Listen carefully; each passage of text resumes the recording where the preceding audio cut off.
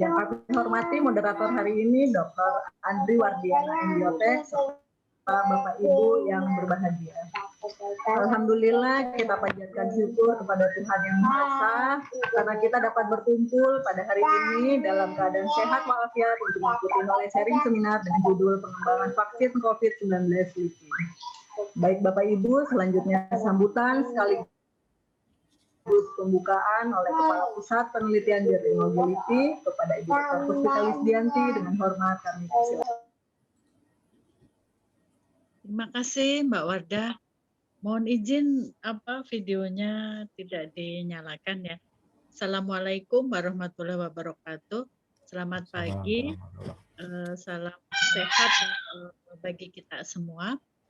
Alhamdulillah hari ini kita bisa berkumpul kembali ya untuk berdiskusi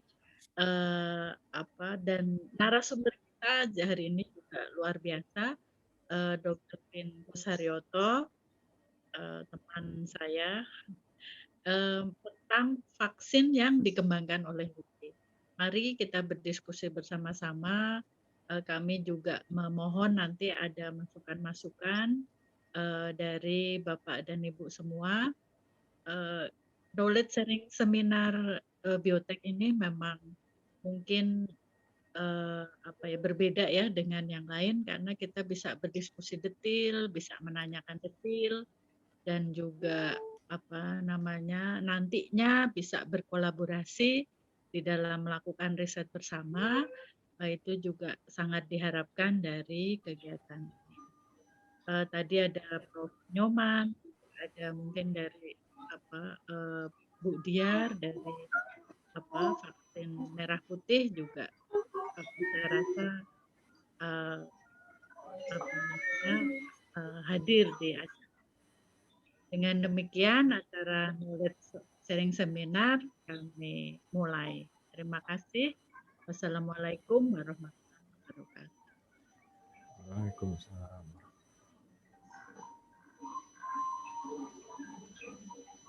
Terima kasih kepada Ibu Kapus atas sambutan dan pembukaannya. Baik Bapak Ibu, sebelum kita ke acara inti pagi ini dan untuk kelancaran acara hari ini, mari bersama-sama kita menundukkan kepala sejenak, berdoa menurut keyakinan masing-masing. Berdoa mulai.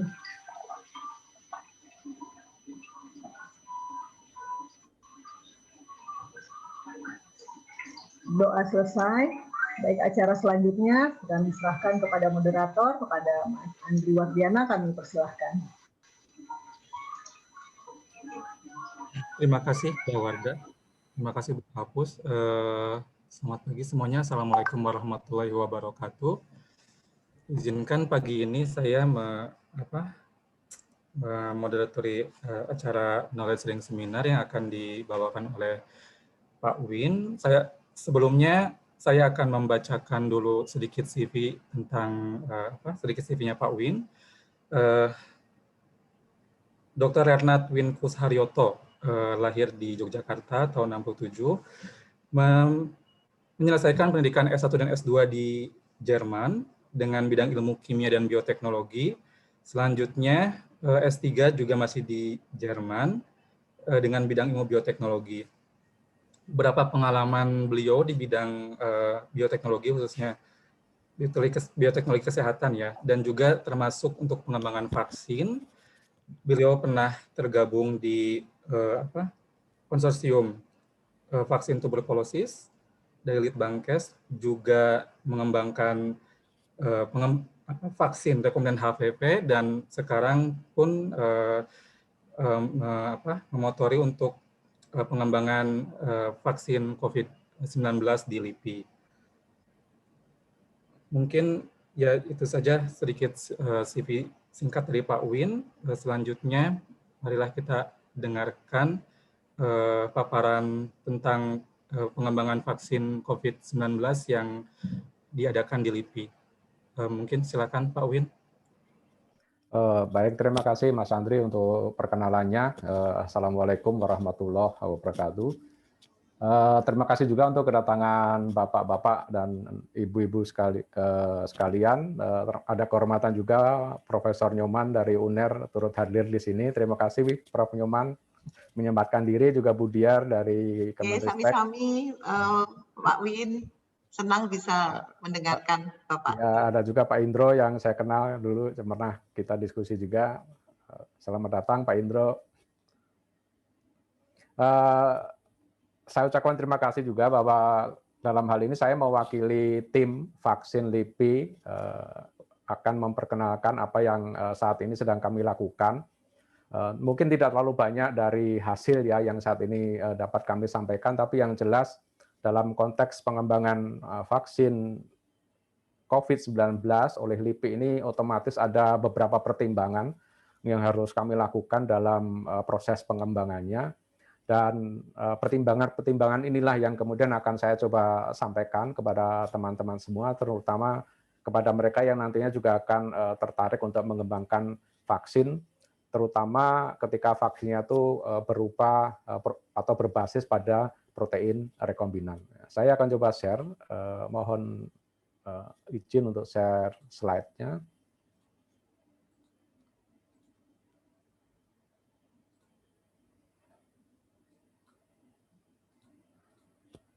Ya, seperti saya sebutkan sebelumnya, dalam hal ini saya mewakili tim LIPI ya, jadi saya tidak hanya berbicara atas nama pribadi di sini, tapi saya benar-benar mencoba mewakili tim LIPI karena cukup banyak yang terlibat dalam pengembangan vaksin COVID-19 oleh LIPI dalam hal ini.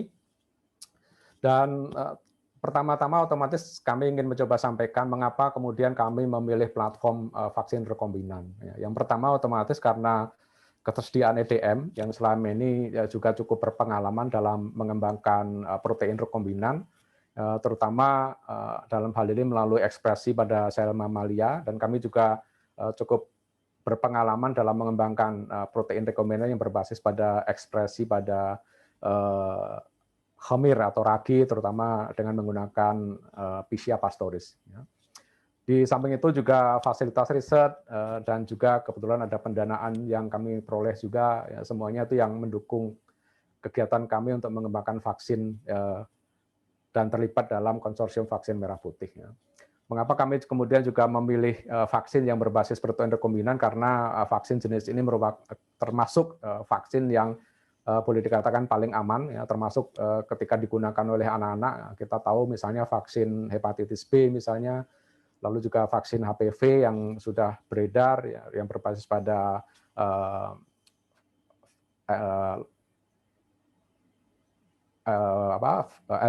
VLP ya, virus-like particle, dan juga saat ini sedang giat dilakukan uji klinis tahap 3 untuk vaksin HIV juga berbasis protein rekombinan, ada juga vaksin untuk booster terhadap tuberkulosis juga berbasis pada protein rekombinan. Jadi platform vaksin ini pada dasarnya sudah teruji dan termasuk golongan vaksin yang aman. Ya.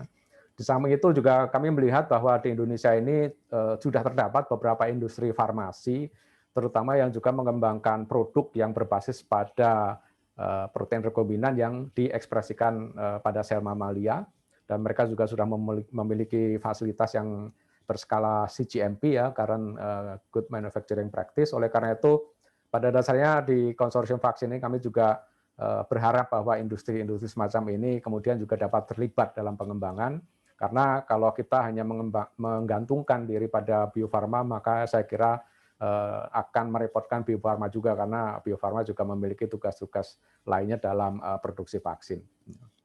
Dan di samping itu juga ini juga salah satu yang kami tawarkan kemudian kepada industri yang terlibat atau ingin terlibat di dalamnya, bahwa platform ini nantinya juga dapat digunakan misalnya untuk memproduksi biosimilar seperti saat ini yang dikembangkan oleh Dr. Adi Santosa ya, untuk memproduksi erythropoietin, Araneps, dan juga di kemudian hari dapat juga digunakan untuk produksi antibodi rekombinan ya, terutama yang sering digunakan untuk terapi kanker.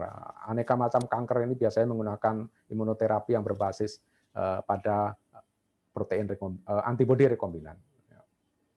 Dan seperti saya sebutkan sebelumnya, vaksin LIPI ini merupakan bagian dari kegiatan riset yang dalam konsorsium vaksin merah putih ya, di bawah koordinasi Kemenristek BRIN. Dan mungkin 3 minggu yang lalu ketika Dr. Ines menyampaikan presentasinya, ada beberapa persepsi yang agak salah ya bahwa kami berkompetisi satu sama lain dalam pengembangan vaksin merah putih. Sebetulnya tidak demikian halnya ya, karena pada dasarnya dalam konsorsium vaksin merah putih ini kami mencoba saling mengisi ya, dan juga kemudian saling berkoordinasi dalam salah satunya dalam penetapan platform atau basis dari vaksinnya itu sendiri. Misalnya Prof. Nyoman di UNER mengembangkan vaksin berbasis adenovirus, di ITB juga, lalu dari UI mengembangkan vaksin berbasis DNA dan juga mRNA. Kami bersama dengan Ekman mengembangkan vaksin berbasis protein rekombinan. Itu semuanya pada dasarnya adalah semacam semangat untuk kemudian saling mengisi.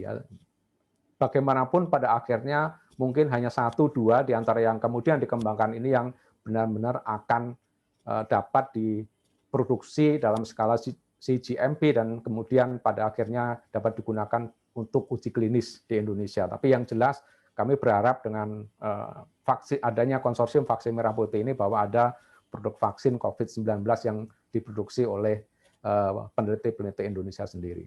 Dan sejak awal kami juga sudah melibatkan Badan POM, terutama ini untuk aspek regulasi ya, pemenuhan regulasi, baik itu dari sisi mutu, dari sisi keamanan, kemudian juga dari sisi efikasi vaksinnya itu sendiri, dan di dalamnya juga kami melibatkan LP POM MUI, ya, terutama ketika ini terkait dengan aspek halal dari vaksin itu sendiri. Ya. Dan dalam hal ini otomatis tiap institusi yang terlibat masing-masing kemudian berupaya untuk memperoleh partner industri. Sebetulnya tidak terlalu banyak partner industri yang ada di Indonesia yang kemudian mampu memproduksi vaksin dalam skala CGMP, tapi saya yakin bahwa industri ini pada dasarnya masih menunggu hasil dari uji preklinis, ya. Karena pada dasarnya apakah kemudian vaksin yang dikembangkan ini akan dilanjutkan untuk tahap produksi skala GMP dan kemudian untuk tahap uji klinis bergantung pada hasil dari uji preklinis. Jadi tiap partner atau tiap institusi yang terlibat di dalamnya masih memiliki kesempatan, nanti yang menentukan adalah bagaimana hasil dari uji preklinisnya itu sendiri. Dan juga platform yang dipilih, ya, karena mungkin ada beberapa perusahaan yang lebih memiliki preferensi untuk menggunakan platform adenovirus misalnya, perusahaan yang lain lebih memiliki preferensi untuk mengembangkan vaksin berbasis protein rekombinan. Ya, di sanalah kemudian kami mencoba melakukan negosiasi dengan perusahaan ini, dan saat ini sebetulnya LIPI sedang berupaya untuk memperoleh kerjasama ya, dengan PT Temposcan. Jadi kami sudah mengirimkan TOR ya, kepada perusahaan tersebut, terutama dalam upaya nantinya untuk produksi skala CGMP. Tapi bagaimanapun saya kira setiap perusahaan pasti akan masih menunggu apakah kandidat vaksinnya layak untuk kemudian dikembangkan lebih lanjut dalam skala produksi CGMP. Lalu apakah persyaratan utama dari pembuatan vaksin COVID-19 itu sendiri? Yang pertama otomatis dari sisi mutu, atau biasanya kalau dari WHO atau dari FDA itu disebutnya sebagai quality ya. Yang pertama otomatis kita harus pastikan bahwa vaksin yang dikembangkan ini imunogenisitasnya tinggi, karena itu adalah target tujuan utama dari vaksinasinya itu sendiri atau bahan vaksinnya itu sendiri. Di samping itu termasuk juga stabilitas dari vaksinnya itu sendiri.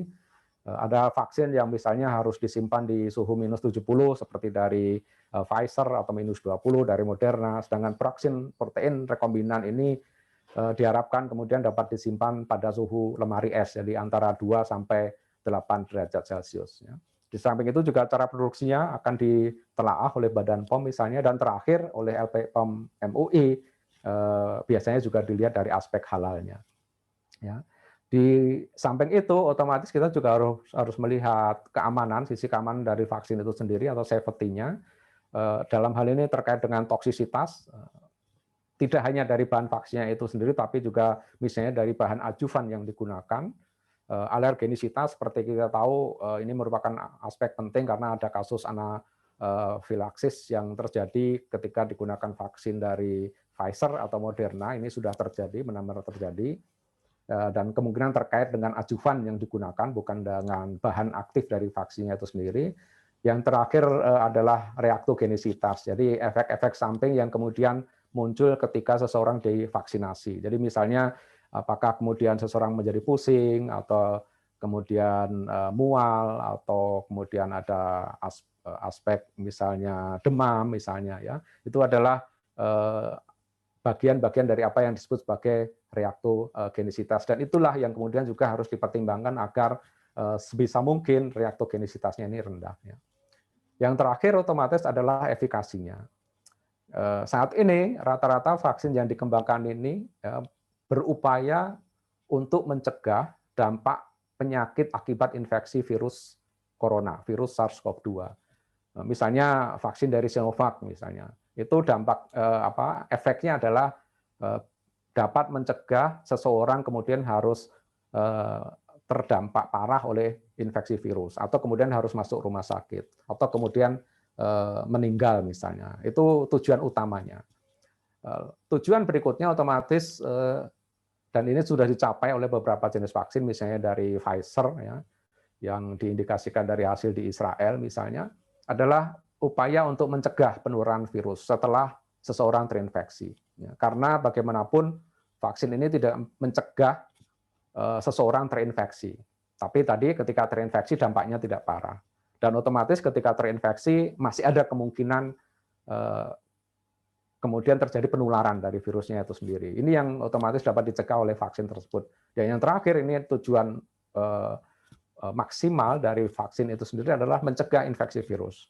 Tapi sejauh ini pada dasarnya baru ada 2 kalau tidak salah yang akhirnya boleh dikatakan tidak ada lagi penyakit tersebut, meskipun kemudian karena kasus COVID ini ada beberapa kasus muncul lagi, adalah upaya agar infeksi virusnya itu sendiri tidak terjadi. Jadi boleh dikatakan prosesnya dilakukan secara bertahap, mulai dari menghindarkan dampak penyakit, kemudian menghindarkan penularan virus, dan yang terakhir otomatis kita tidak ingin terinfeksi oleh virusnya setelah divaksinasi. Dan dalam konteks pengembangan vaksin ini ada beberapa tantangan yang dihadapi. Ini sudah dimulai sejak setahun yang lalu ya tantangannya ini. Misalnya kita ingin memperoleh vaksin dalam waktu yang cepat dan dalam jumlah yang banyak otomatis. Oleh karena itu, ini pada dasarnya sama dengan konsep konsorsium vaksin merah putih, ada beberapa platform vaksin yang sekaligus dikembangkan. Karena kita tidak tahu mana yang kemudian paling efektif ya digunakan. Dan dari sana otomatis diperlukan juga relaksasi dari regulasi. Kebanyakan dari vaksin itu kemudian baru memperoleh apa yang disebut sebagai emergency use authorization. Dan yang kedua, faktor yang penting juga adalah faktor biaya, karena pengembangan vaksin itu membutuhkan biaya yang tinggi, dan juga nanti pada saat produksinya. Dan sejauh ini belum ada jaminan bahwa vaksin tersebut akan dimanfaatkan secara rutin. Ya, kita berharap otomatis bahwa dengan vaksinasi suatu saat COVID-19 dapat berlalu. Ya, tapi sejauh ini karena adanya varian-varian baru kita belum bisa memastikan hal tersebut ya. Dan karena faktor biaya inilah kemudian muncul konsorsium atau pendanaan nasional maupun pendanaan global seperti yang dilakukan oleh CEPI maupun oleh Gavi ya melalui program COVAX mereka ya. Yang ketiga ini kemudian terkait dengan kapasitas atau kemampuan untuk meningkatkan skala produksinya itu sendiri, karena diperlukan vaksin dalam jumlah besar, dan juga hal ini terkait dengan akses terhadap mereka yang dapat memperoleh vaksinnya tersebut. Ini pada dasarnya merupakan hal yang sangat penting karena sekarang ini kondisinya adalah kondisi pandemi.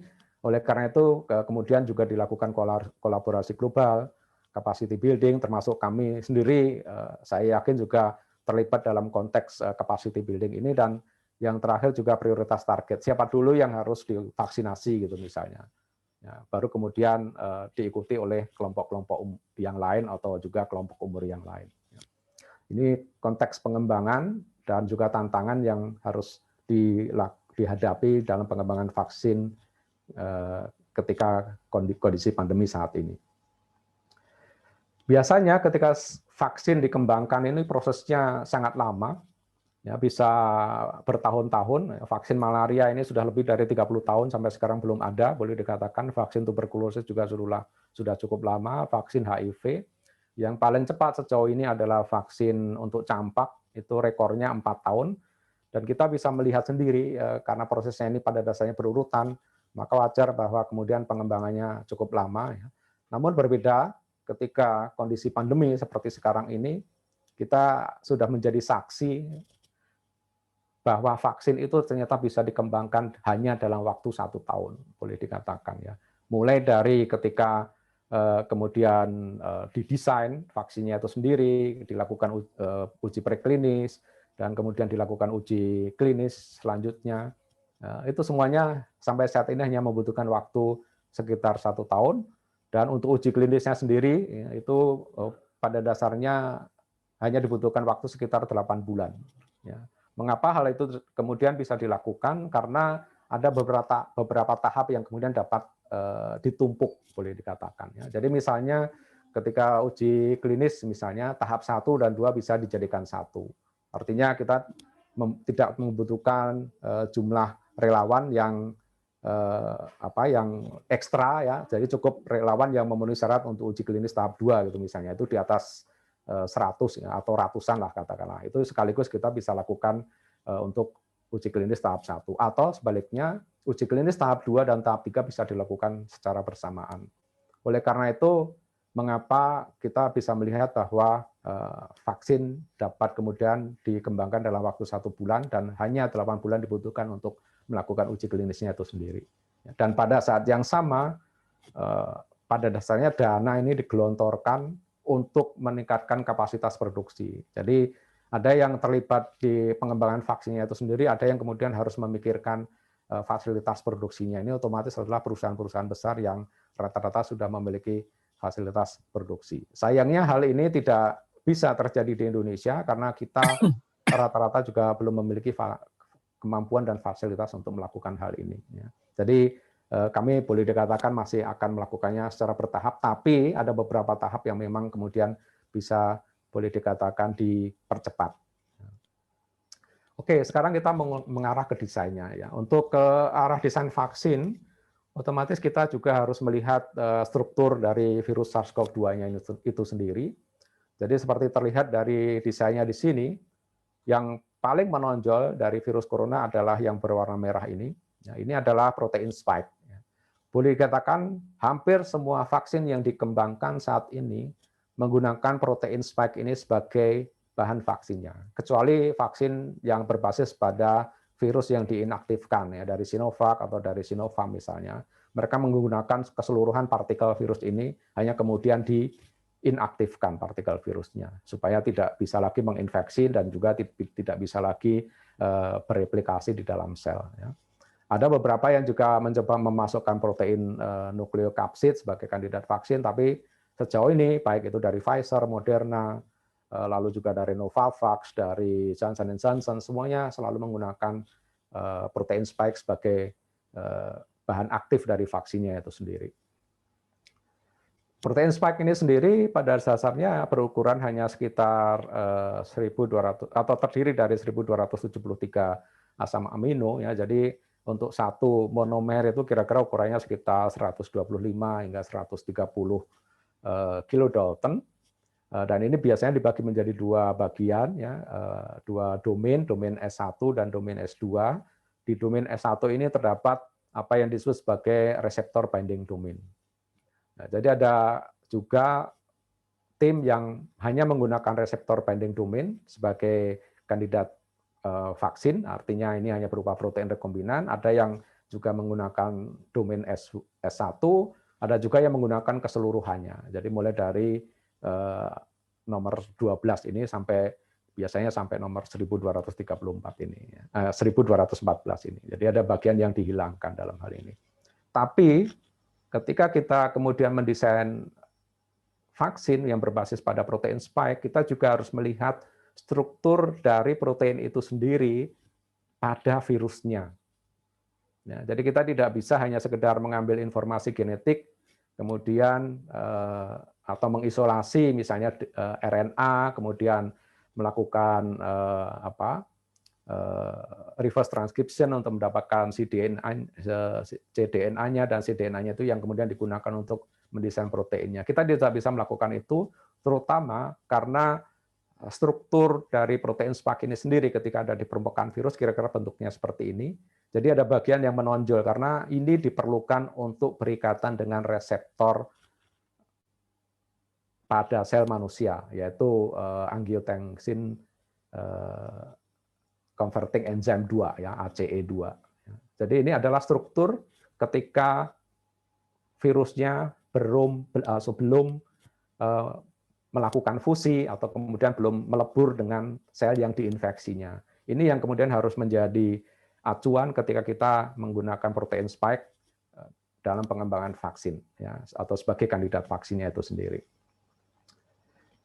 Oleh karena itu, ya, dikembangkan beberapa struktur, dalam hal ini biasanya disebut sebagai prefusion stabilized spike protein, ya, artinya spike proteinnya ini akan kira-kira mendapatkan struktur seperti ini dengan melakukan beberapa mutasi. Ya.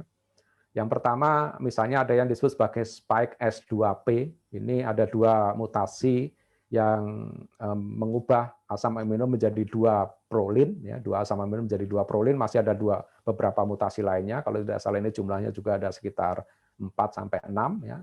Lalu ada juga yang mendesain sebagai spike hexapro, ya. Jadi ada beberapa asam amino yang diubah, 6 asam amino tepatnya di posisi yang tercantum di sini menjadi prolin. Ketika dilakukan mutasi seperti ini, maka protein yang diharapkan ini sudah terbukti juga dengan hasil elusidasi struktur dari protein spike-nya itu sendiri. Bentuk protein spike-nya ini sudah mirip dengan yang ada pada permukaan virus. Jadi kalau kita hanya kemudian mengisolasi dari virus, ya, kemudian mendapatkan cDNA-nya, dan itu yang kemudian kita gunakan, dikhawatirkan bahwa protein spike-nya itu sendiri tidak stabil, dan yang kedua, strukturnya tidak serupa dengan struktur protein spike pada permukaan virus. Ini yang kemudian juga mendasari pemikiran bagi kami untuk mendesain vaksinnya itu sendiri, dan di samping itu, protein spike ini terdiri dari 3 monomer. Jadi ini merupakan sebuah trimer. Ya. Otomatis kita juga berkeinginan bahwa proteinnya nanti pada dasarnya akan membentuk trimer. Ya. Ukurannya berarti kira-kira sekitar lebih dari 300, ya, sekitar 360 kilodalton. Jadi ukurannya cukup besar. Salah satu kandidat yang waktu itu dikembangkan adalah vaksin yang dikembangkan oleh University of Queensland dan perusahaan namanya CSL. Ya. Ini menggunakan apa yang disebut sebagai molecular clamp. Ya, tujuannya otomatis untuk menstabilkan, ya, bentuk dari protein spike-nya itu sendiri. Ya, ini basisnya adalah 2 fragmen dari glikoprotein 41 dari HIV. Namun kemudian saya dulu awalnya juga tertarik, ya, kami dulu tertarik menggunakan ini juga, tapi ketika tahu bahwa molekuler clamp-nya ini berasal dari HIV, pasti akan muncul pro dan kontra terkait itu, kami tinggalkan, dan ternyata kemudian memang itu menjadi masalah karena ketika dilakukan uji klinis, mereka yang divaksinasi dengan protein ini ternyata kemudian terdeteksi positif saat dilakukan tes HIV. Artinya muncul positif palsu. Orangnya tidak terinfeksi oleh virus HIV, tapi karena ada bagian dari protein HIV, maka kemudian hasil deteksinya menjadi positif. Ini yang kemudian ditinggalkan. Sayang sebetulnya karena protein atau desain ini, ya, desain protein ini sudah cukup lama digunakan oleh University of Queensland dalam pengembangan berbagai jenis vaksin. Dan saat ini, karena kasus ini, mereka sedang berupaya untuk memodifikasi molecular clamp-nya ini agar kemudian bisa digunakan kembali. Ya. Saat pertama kali kami mendesain, kami berpikiran bahwa hanya sekedar meningkatkan imunogenisitas dari protein, ya, dan di samping itu juga salah satu yang kami pertimbangkan adalah upaya untuk meningkatkan waktu paruh proteinnya di peredaran darah. Artinya kami tidak ingin bahwa proteinnya kemudian langsung terdegradasi oleh protease dan oleh juga fagositosis oleh sel yang tidak seharusnya menjadi target. Oleh karena itu kami mencoba mendesain dengan menggunakan imunoglobulin G, Fc domain dari antibodi IgG imunoglobulin G yang ditemukan manusia pada manusia otomatis. Ini tujuannya salah satunya tadi untuk meningkatkan waktu paruh. Dan sebetulnya tidak ada yang salah dengan desain ini. Seperti ditunjukkan juga dengan sebuah hasil ya yang baru disampaikan akhir tahun 2020 yang menunjukkan bahwa protein ini memiliki kemampuan yang cukup tinggi dalam menginduksi respon imun. Ya. Namun sekali lagi kami belum puas dengan desain ini dan kami sebetulnya juga sudah memiliki nanti akan saya sampaikan kami sudah memproduksi protein ini juga, hasilnya juga sudah ada. Tapi kemungkinan besar protein ini nantinya tidak menjadi kandidat vaksin utama, tapi bisa digunakan misalnya untuk uji uji penentuan titer antibodi atau juga nanti untuk penentuan apakah antibodi yang dihasilkan setelah vaksinasi dapat menghambat pengikatan virus pada reseptornya pada sel manusia. Jadi bagaimanapun ini masih memiliki fungsi yang lain. Oleh karena itu kamu kemudian mencari strategi lain bagaimana agar kemudian vaksinnya ini memiliki struktur primer. Jadi ketika kami mencari protein yang dapat membantu terbentuknya struktur trimer ini, saya masukkan saja trimerization, ya, dan muncullah istilah fold-on. Ya, kemudian struktur ini kami pelajari lebih lanjut. Ya, ini terdiri pada dasarnya ukurannya kecil, ya, sekitar 27 asam amino. Yang unik dari protein ini adalah 3 dari polipeptida monomer dari protein ini akan segera membentuk struktur fold-on seperti yang tercantum di sini. Ya, ini sudah dibuktikan di berbagai tipe vaksin yang kemudian dikembangkan, yang telah dikembangkan, ya, meskipun belum sampai ke tahap pemasaran, tapi ada beberapa yang sudah memasuki uji klinis juga. Ya, dan protein ini pada dasarnya kemudian memfasilitasi terbentuknya bentuk trimer seperti yang kami inginkan. Artinya apapun kemudian bentuk proteinnya, maka diharapkan protein tersebut akan membentuk struktur trimer. Dan keuntungannya lagi adalah bahwa struktur ini juga dapat dipisahkan pada nilai pH rendah, sehingga apabila kami ingin memodifikasi dengan cara lain, ini masih bisa dilakukan. Ya, hanya dengan mengaplikasikan protein ini ke pH yang lebih rendah, sehingga kemudian dapat terpisah satu sama lain. Oleh karena itu, inilah yang kemudian kami kembangkan salah satunya. Jadi kami tidak untuk saat ini belum menggunakan keseluruhan protein spike. Kami hanya mengambil bagian dari protein spike, yaitu dari reseptor binding domain-nya yang kami tambahkan struktur fold-on. Kira-kira bentuknya akan seperti ini. Ya. Atau juga domain S1 dari protein spike-nya itu sendiri. Ya. Bentuknya kira-kira juga akan seperti ini, tapi ukurannya menjadi lebih besar. Ya.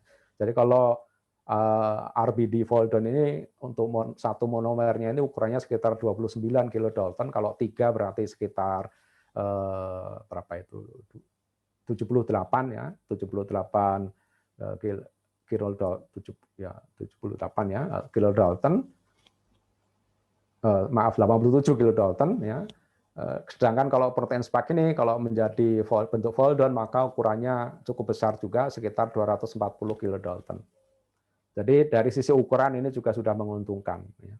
Dan saat ini yang sedang kami upayakan adalah memproduksi protein ini dengan menggunakan sel mamalia ex vivo. CHO ini adalah Chinese hamster ovary. Ini adalah sel yang biasa digunakan untuk memproduksi protein-protein rekombinan yang memiliki aplikasi klinis. Misalnya antibodi untuk terapi kanker, lalu juga eritropoietin misalnya, dan juga produk-produk lain yang harus diproduksi di sel mamalia, karena terutama yang diinginkan adalah karena protein-protein tersebut juga memiliki glikosilasi, artinya memiliki gugus-gugus gula, yang kemudian apabila diproduksi di jenis sel yang lain, maka gugus gulanya ini akan berbeda daripada kalau kemudian proteinnya diproduksi misalnya pada sel manusia. Sel mamalia ini memiliki pola glikosilasi yang serupa dengan sel mamalia. Oleh karena itu bisa digunakan untuk produksi protein yang memiliki glikosilasi. Ya. Kami menggunakan ex vivo untuk produksi skala GLP, terutama ini untuk penggunaannya nantinya diuji preklinis. Namun pada saat uji klinis harus digunakan protein yang diproduksi secara cGMP. Oleh karena itu kami juga kemudian menggunakan sel yang lain yaitu CoDG44. Sebenarnya pertimbangannya hanya masalah biaya ya, karena kalau digunakan ex vivo untuk produksi maka biaya produksinya akan menjadi sangat tinggi atau jauh lebih tinggi dibandingkan kalau seandainya digunakan sel CoDG44 ketika produksi skala cGMP. Jadi dua sel ini yang sudah kami miliki, ini sedang dalam proses perolehan. Ya. Salah satu aspek tadi yang terkait dengan keamanan adalah masalah alergenisitas ya, dan karena kami tambahkan struktur fold down untuk kandidat vaksin itu, kami otomatis perlu memastikan bahwa struktur fold down-nya ini sendiri tidak berakibat pada kemungkinan memicu munculnya reaksi alergi. Oleh karena itu dilakukan analisis, ini pada dasarnya hanya analisis bioinformatika ya. Dan berbasis pada analisis bioinformatika ini kami pastikan bahwa protein fold down ini tidak akan menimbulkan efek alergi. Artinya meskipun protein ini kami tambahkan dalam struktur kandidat vaksin kami yang berupa protein rekombinan, struktur ini sendiri tidak akan menyebabkan munculnya alergi. Ini cukup dicek di laman ini, tinggal dimasukkan sekuensnya dan di sana akan disebutkan apakah kemungkinan munculnya alergi itu ada atau tidak. Jadi misalnya di sini biasanya ya satu protein itu atau satu polipeptida itu akan memunculkan alergi apabila ukurannya minimal sekitar 30 asam amino. Ya. Jadi kalau untuk fold down ini karena ada tambahan linker, ya, itu ukurannya juga sudah lebih dari 30 asam amino, otomatis itu yang kemudian kami gunakan dan ternyata memang tidak ada sekuen yang serupa yang kemudian dapat memunculkan alergi. Kami sudah peroleh plasmidnya ya, dan perlu saya sebutkan di sini bahwa karena adanya mutasi-mutasi tadi yang diperlukan untuk mendapatkan struktur yang lebih stabil, kami tidak mengisolasi gennya dari virus yang beredar di Indonesia, karena pada dasarnya pada saat awal itu virusnya adalah yang berasal dari Wuhan. Kami dalam hal ini menggunakan gen sintetik. Ya. Artinya kami mendesain proteinnya lebih dahulu, baru kemudian kami mendesain gennya. Dan salah satunya adalah kami gunakan ini, influenza hemagglutinin secretory signal, agar kemudian proteinnya dapat disekresikan ke media kultur untuk memudahkan proses pemurnian selanjutnya. Ada beberapa hasil yang sudah kami peroleh sejauh ini. Jadi misalnya di sini protein RBD IgG1-Fc ini sudah bisa kami peroleh. Ya, dengan menggunakan sel CHO juga dalam hal ini kami sudah buktikan dengan menggunakan Western blot dan juga SDS-PAGE. Ya. Dan saat ini kami juga sudah alhamdulillah sudah berhasil dalam mengekspresikan protein spike S1 fold down. Ini bisa dilihat dari hasil dot blot semacam ini ya. Dengan menggunakan antibodi yang spesifik terhadap RBD. Ya, dari protein spike, dari reseptor binding domain protein spike, dan ternyata protein yang dihasilkan dapat dikenali oleh antibodi tersebut, dan hal ini juga ditunjukkan dengan hasil LCS yang menunjukkan ukuran yang kira-kira serupa dengan ukuran dari protein spike, dari spike S1 fold down itu sendiri, yaitu sekitar 80 kilodalton. Salah satu aspek yang sangat penting, ya, yang saya kira saat ini belum terlalu serius dibicarakan di konsorsium vaksin merah putih ini terkait dengan adjuvan. Karena bagaimanapun fungsi sebuah vaksin ini akan sangat didukung oleh adjuvan yang digunakan. Kita ingin mengarahkan respon imun ini agar tidak hanya terbentuk respon imun pembentukan antibodi, tapi juga akan muncul respon imun yang menyebabkan munculnya respon sel T. Ya. Respon sel T, terutama respon sel T memori, ya, memori T-cell response. Ini terutama penting agar kemudian meskipun antibodinya katakanlah semakin berkurang, sistem kekebalan kita itu pada dasarnya masih mengingat ya, antigen yang disuntikkan ke dalam tubuh. Sehingga kemudian ketika seseorang terinfeksi kembali, maka sebetulnya tubuh kita kemudian sudah siap ya dengan sel-sel yang kemudian misalnya dapat memproduksi antibodi untuk menetralisir virusnya, atau kemudian juga ada sel-sel yang mampu membunuh atau mengeliminasi sel-sel yang sudah terlanjur terinfeksi oleh virusnya. Dan ada dua kandidat adjuvan utama yang sebetulnya kami favoritkan ya dalam pengembangan vaksin. Yang pertama ini adalah adjuvan AS03 ya dari GlaxoSmithKline. Ini terutama sudah digunakan dalam pengembangan vaksin. Kebetulan juga vaksin untuk penyakit pernapasan ya yang disebabkan oleh virus influenza A atau virus H1N1 dan juga virus H5N1. Ya, terutama ini diproduksi oleh GlaxoSmithKline. Dan ini adalah komponennya. Ya, jadi ini juga nantinya akan salah satu hal yang akan harus saya sampaikan kepada konsorsium Merah Putih. Dan kebetulan kalau seandainya kita menggunakan uji preklinis, sebetulnya vaksin adjuvan ini sebetulnya sudah tersedia. Jadi kita tinggal memesan, karena kebetulan vendor di Indonesia juga ada, kita tinggal memesan adjuvan ADA S03 ini, dan ini sudah vaksi grade, ya, artinya bisa digunakan untuk uji preklinis, namun belum bisa digunakan untuk uji klinis. Jadi tantangan selanjutnya adalah bagaimana kita bisa memperoleh adjuvan ini seandainya hasil uji klinis menunjukkan bahwa adjuvan inilah yang paling sesuai ya, dan juga paling optimal dalam menimbulkan respon imun.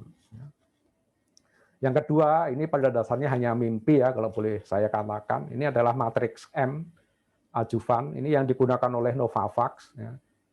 Novavax sendiri juga mengembangkan vaksin yang berbasis protein rekombinan, dan protein rekombinan tersebut diproduksi oleh sel serangga. Nah, jadi pada dasarnya bentuknya protein spike ya, yang diproduksi oleh sel serangga. Nah, dan berdasarkan hasil uji klinis tahap 3, efikasinya itu mencapai 95%. Bahkan ketika kemudian dihadapkan pada varian dari Afrika Selatan, efikasinya itu masih sekitar 55%. Artinya masih tetap mampu untuk melindungi dari katakanlah efek parah atau dampak parah dari varian dari Afrika Selatan. Ya. Namun setelah saya telusuri lebih lanjut, ini memang kelihatannya sangat dilindungi. Ya. Perusahaan produksinya sendiri kemudian sudah dibeli oleh Novavax. Jadi seperti saya sebutkan sebelumnya, pada dasarnya ini adalah masih berupa mimpi ya. Tapi yang jelas boleh dikatakan adjuvan inilah yang saat ini paling optimal atau paling berpotensi dalam menimbulkan respon kekebalan yang tinggi ketika digunakan protein rekombinan sebagai bahan aktif vaksinnya. Ini asalnya Bolivia dan Chile sana ya, Keyaha saponaria ya, dan terutama hanya fraksi tertentu ya, fraksi A dan C dengan perbandingan ini yang digunakan, ada kolesterol dan juga ada komponen lazim menyusun sel membran sel manusia. Ya. Oleh karena itu boleh dikatakan adjuvan ini paling berpotensi untuk kemudian menimbulkan respon kekebalan dan memungkinkan juga terbentuknya respon sel T seperti yang saya sebutkan, karena proteinnya itu sendiri kemudian dapat lebih mudah masuk ke dalam sel. Ini juga menggunakan deterjen khusus yang hanya diproduksi oleh sebuah perusahaan, ya, Bachem Chemistry. Jadi sekali lagi ini mungkin untuk bekerja sama dengan perusahaan yang saya sebutkan tadi. Kalau tidak, otomatis kami akan menggantungkan diri pada vaksin alum seperti yang saat ini digunakan dalam vaksin dari Sinovac. Ya, itu hanya menggunakan aluminium hidroksida. Itu yang standar, ya, paling standar digunakan. Namun sayangnya respon sel memori itu biasanya sangat rendah. Dan itu juga sudah dibuktikan dari hasil uji preklinis maupun hasil uji klinis vaksin Novavax sendiri yang pada dasarnya respon sel T-nya minimal. Ini adalah rencana dari LIPI. Jadi saat ini seperti saya sebutkan sebelumnya, kami berusaha memproduksi proteinnya. Dan protein ini terutama nantinya akan digunakan pada saat uji preklinis. Di samping itu kami juga sedang dan akan berupaya memperoleh klon yang nantinya memenuhi standar cGMP. Ya. Sebetulnya idealnya adalah ada partner industri yang pada saat yang sama menyiapkan fasilitas produksi untuk skala cGMP.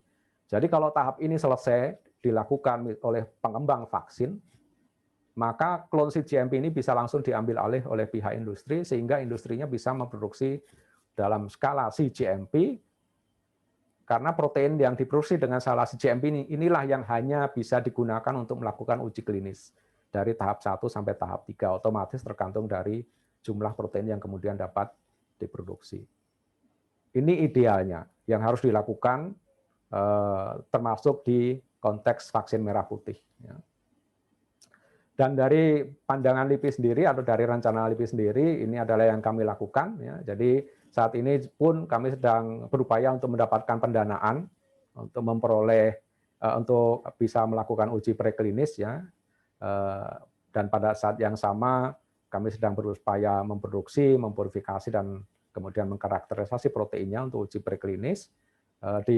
Sebetulnya targetnya di tahun 2021 ini kami sudah ingin memulai uji preklinisnya itu sendiri. Dan di samping itu,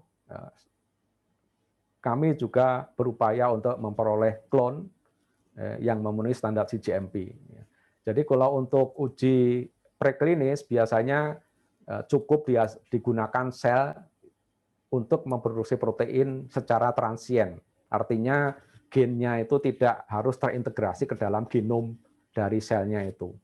Tapi ketika kita ingin memproduksi protein skala cGMP, maka kaset ekspresi atau gen penyandi proteinnya itu harus terintegrasi ke dalam genom dari selnya. Ini yang harus dilakukan. Dan ini juga yang kemudian kami usulkan ke konsorsium vaksin merah putih bahwa semua yang memproduksi protein rekombinan harus melakukan ini. Di samping itu juga ada karakterisasi genetik dan otomatis agar sisi ekonominya juga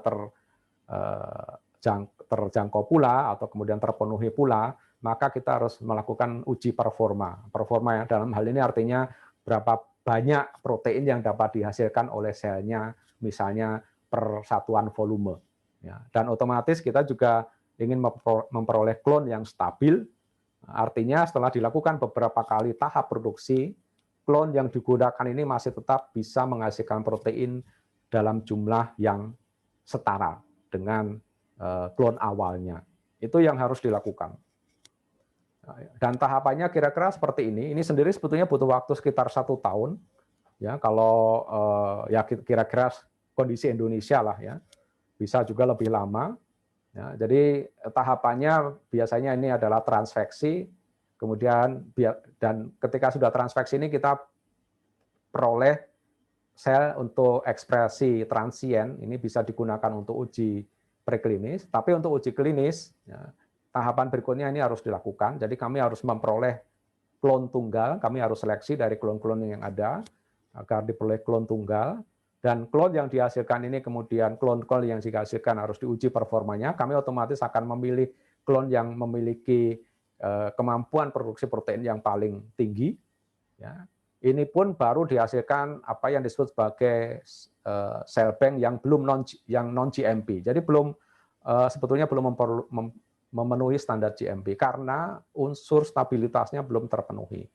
Oleh karena itu dilakukan pula asesmen untuk stabilitas klon sehingga pada dasarnya kemudian diperoleh sel yang memenuhi standar cGMP untuk produksi skala nantinya di skala industri. Ini sendiri perlu waktu yang cukup lama dan harus kami lakukan juga. Di samping itu yang penting juga adalah aspek purifikasi protein. Ini juga kalau boleh dikatakan terkait juga dengan masalah halal haram ya. Kadang-kadang ada orang yang masih selalu menganggap masalah kehalalan protein itu sangat penting di dalam konteks vaksin. Oleh karena itu tahap ini sebetulnya bisa dimasukkan dalam salah satu mekanisme untuk memperoleh vaksin yang halal. Nah, mengapa? Kalau kita gunakan misalnya jumlah larutan yang cukup banyak, yang kira-kira istilahnya kalau untuk di aspek halal itu pencucian syar'i, ya, yang kira-kira volumenya adalah 2 kulah atau sekitar 270 liter, maka sebetulnya vaksin yang dihasilkan, artinya sudah melalui tahap ini sudah suci, ya, sudah dapat dianggap suci, ya, karena sudah terpisahkan dari komponen-komponen lain yang mungkin kemudian menyebabkan vaksin tersebut kemudian dikategorikan haram.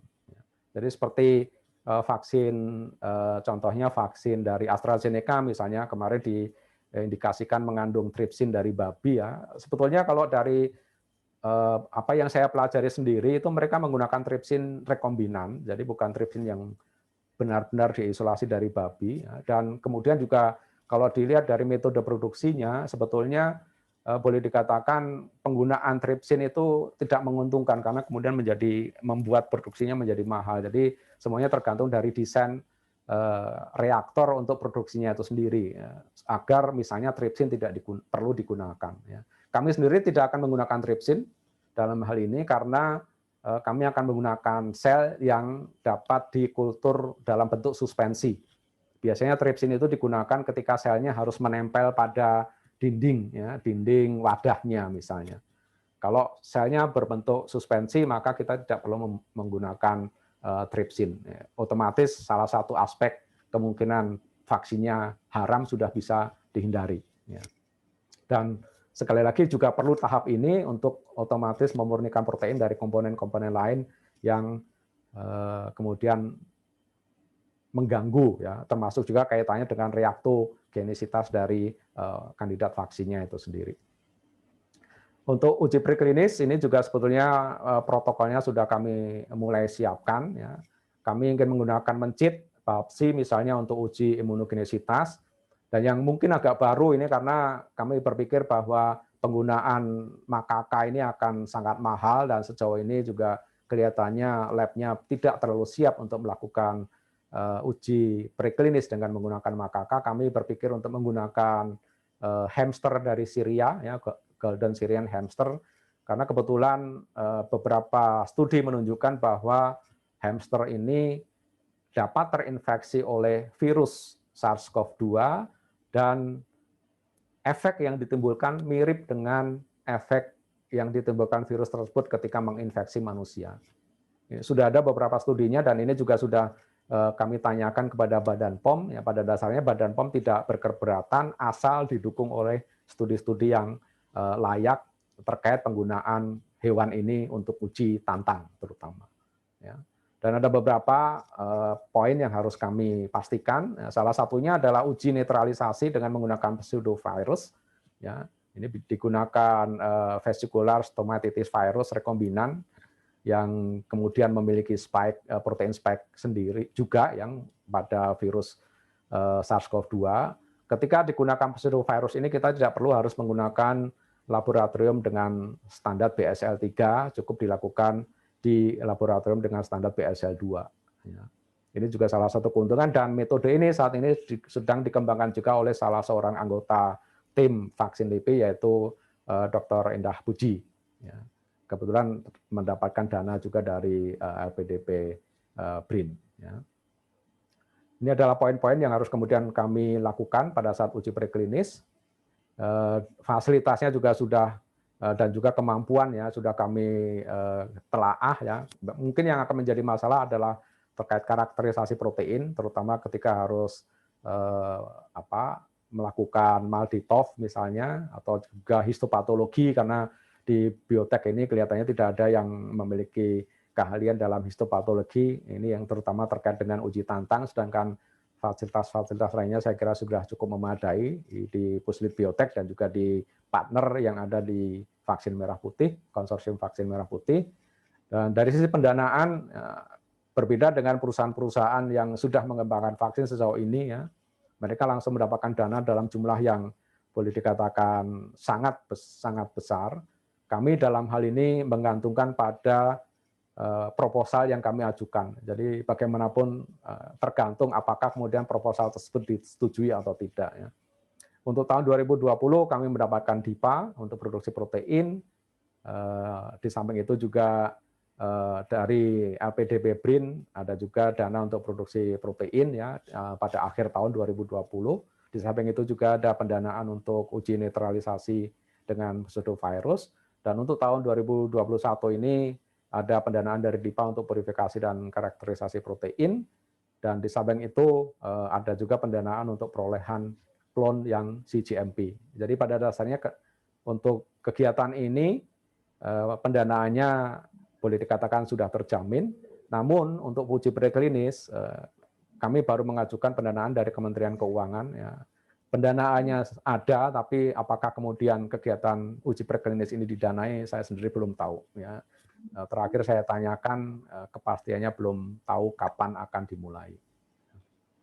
Dan keberlanjutan kegiatan, saya kira seperti saya sebutkan sebelumnya, kami harus fokus pada produksi protein untuk uji preklinis, kemudian fokus pada perolehan klon cGMP, dan terakhir juga fokus untuk kemudian berkolaborasi atau apa ya istilahnya untuk berupaya mendapatkan partner dari industri agar kemudian klon yang memenuhi standar cGMP tadi dapat digunakan untuk produksi skala cGMP yang nantinya digunakan untuk uji klinis tahap 1 sampai dengan 3. Ya. Coba sedikit singgung juga masalah mutasi ya. Ada satu mutasi yang sejak awal juga sudah terdeteksi di Indonesia sekitar akhir Maret, awal April. Mutasi B614G ini juga menyebabkan virusnya kemudian lebih mudah menginfeksi sel. Tapi yang kemudian lebih mengkhawatirkan adalah munculnya varian Inggris, varian Afrika Selatan, dan varian dari Brasil. Varian Inggris ini terutama dengan adanya delesi, ya, yang otomatis akan mengubah sedikit banyak struktur dari proteinnya itu sendiri, struktur protein spike, ya, dan juga ada salah satu mutasi pada reseptor binding domain, atau lebih tepatnya ini justru pada bagian dari protein spike yang benar-benar berinteraksi atau berikatan dengan ada misalnya dari Pfizer, dari Moderna, atau dari Novavax, dari Johnson & Johnson masih dapat menangani mutasi-mutasi ini. Yang kemudian lebih mengkhawatirkan adalah varian dari Afrika Selatan, dengan adanya, terutama dengan adanya 3 mutasi penting ini yang saya kotak, ini terdapat di reseptor binding motifs, bahkan di bagian yang benar-benar berkaitan dengan reseptor ACE2. Dan salah satu yang dikhawatirkan kemudian adalah ini kira-kira interaksi antara mutasi-mutasi tadi ya, ini adalah mutasi pada varian Afrika Selatan. Nah, untuk varian Brasil ini sedikit berbeda, mutasinya juga terjadi pada posisi 417T, tapi bukan K4, juga ada mutasi di Indonesia juga sudah ditemukan S477I atau S477T. Ya, itu semuanya kemungkinan berdampak pada struktur dari protein spike-nya sendiri, terutama di bagian ini ya, sehingga kemungkinan efikasinya akan berkurang. Dan ketika efikasinya berkurang, yang kemudian dikhawatirkan adalah munculnya apa yang disebut sebagai escape mutant. Ya. Artinya virus-virus yang dapat menghindarkan diri dari pengikatan atau netralisasi oleh antibodi penetralisir virus. Ya, ini yang dikhawatirkan karena ketika seseorang kemudian terinfeksi oleh mutan seperti ini, maka mutan virus ini kemudian akan menyebabkan munculnya mutasi-mutasi baru. Ya, apalagi ketika kemudian semakin banyak antibodi yang mengarah atau berupaya untuk berdekatan dengan reseptor, maka itu menjadi semacam tekanan juga istilahnya seleksi, tekanan seleksi ya, artinya ketika kemudian ada upaya antibodinya ini menetralisir virus, maka kemudian mutasi-mutasi yang mampu menghindarkan diri dari antibodinya ini yang kemudian akan dapat muncul dan menyebar lebih lanjut. Ya. Oleh karena itu saat ini juga sedang kami pikirkan juga karena ketika kami menggunakan RBD ini mutasinya cukup 3, kita cukup melakukan 3 mutasi, jadi tidak terlalu sulit ya untuk mencoba memulai memikirkan varian vaksin yang sudah menyesuaikan dengan varian baru, ya, terutama varian dari Afrika Selatan, terutama varian tadi yang memiliki 3 mutasi pada reseptor binding domain.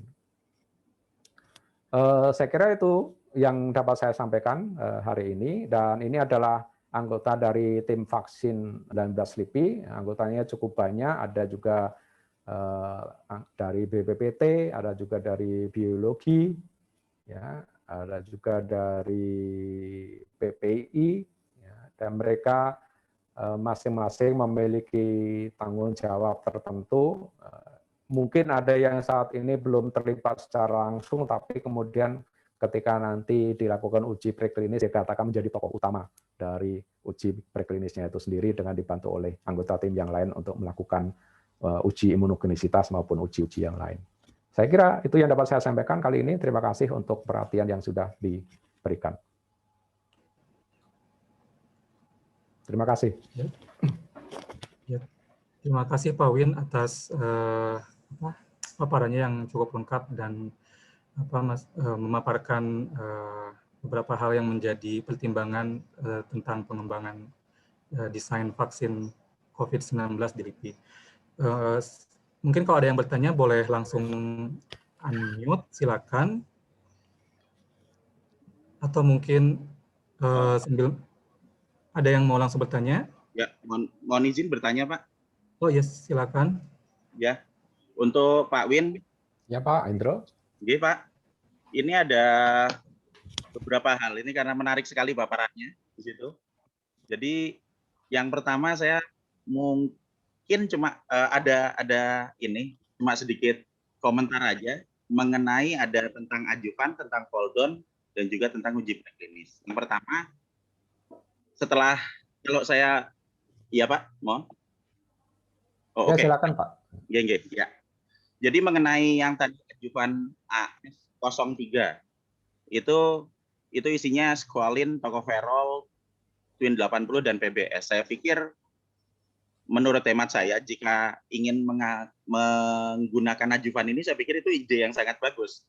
Karena perbedaan dengan adjuvan lain seperti dengan aluminium hydroxide itu dia tidak akan meningkatkan produksi antibodi. Sementara dengan penambahan alfa tocopherol di sini itu produksi sel-sel, terutama sel antibodi, itu akan bisa ditingkatkan.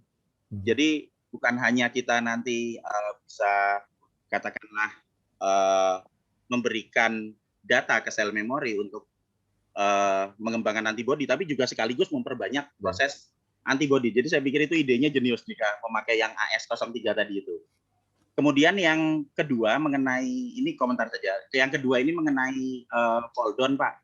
Jadi pembentukan Poldon yang dilakukan di LIPI, ini dibuat untuk menggantikan molekuler clamp yang tadi dari HIV. Benar seperti itu Pak?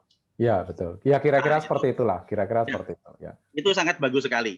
Sangat bagus sekali karena akan menghindarkan kekhawatiran publik mengenai apakah ini nanti akan menimbulkan respon positif palsu terhadap HIV atau tidak. Kemudian digunakan di situ untuk bindingnya menggunakan influenza hemaglutinin, benar Pak? Itu untuk sekresi protein, Pak. Oh oke, sekresi protein. Ya, jadi biasanya kalau tanpa peptida sinyal, proteinnya akan diekspresikan di dalam sel, ya, otomatis akan mempersulit proses purifikasi sehingga kami perlukan sinyal untuk sekresi agar proteinnya diproduksi di medium, artinya disekresikan ke dalam medium saja. Oke, berarti kalau sudah diekspresikan ke dalam influenza hemaglutinin, kemudian nanti diekstrak dan dipisah, berarti sudah tidak ada hemaglutinin influenza Sudah tidak lagi. ada, Pak. Sudah tidak ada. Nah, bagus sekali. Terus yang terakhir mengenai uji preklinis, Pak.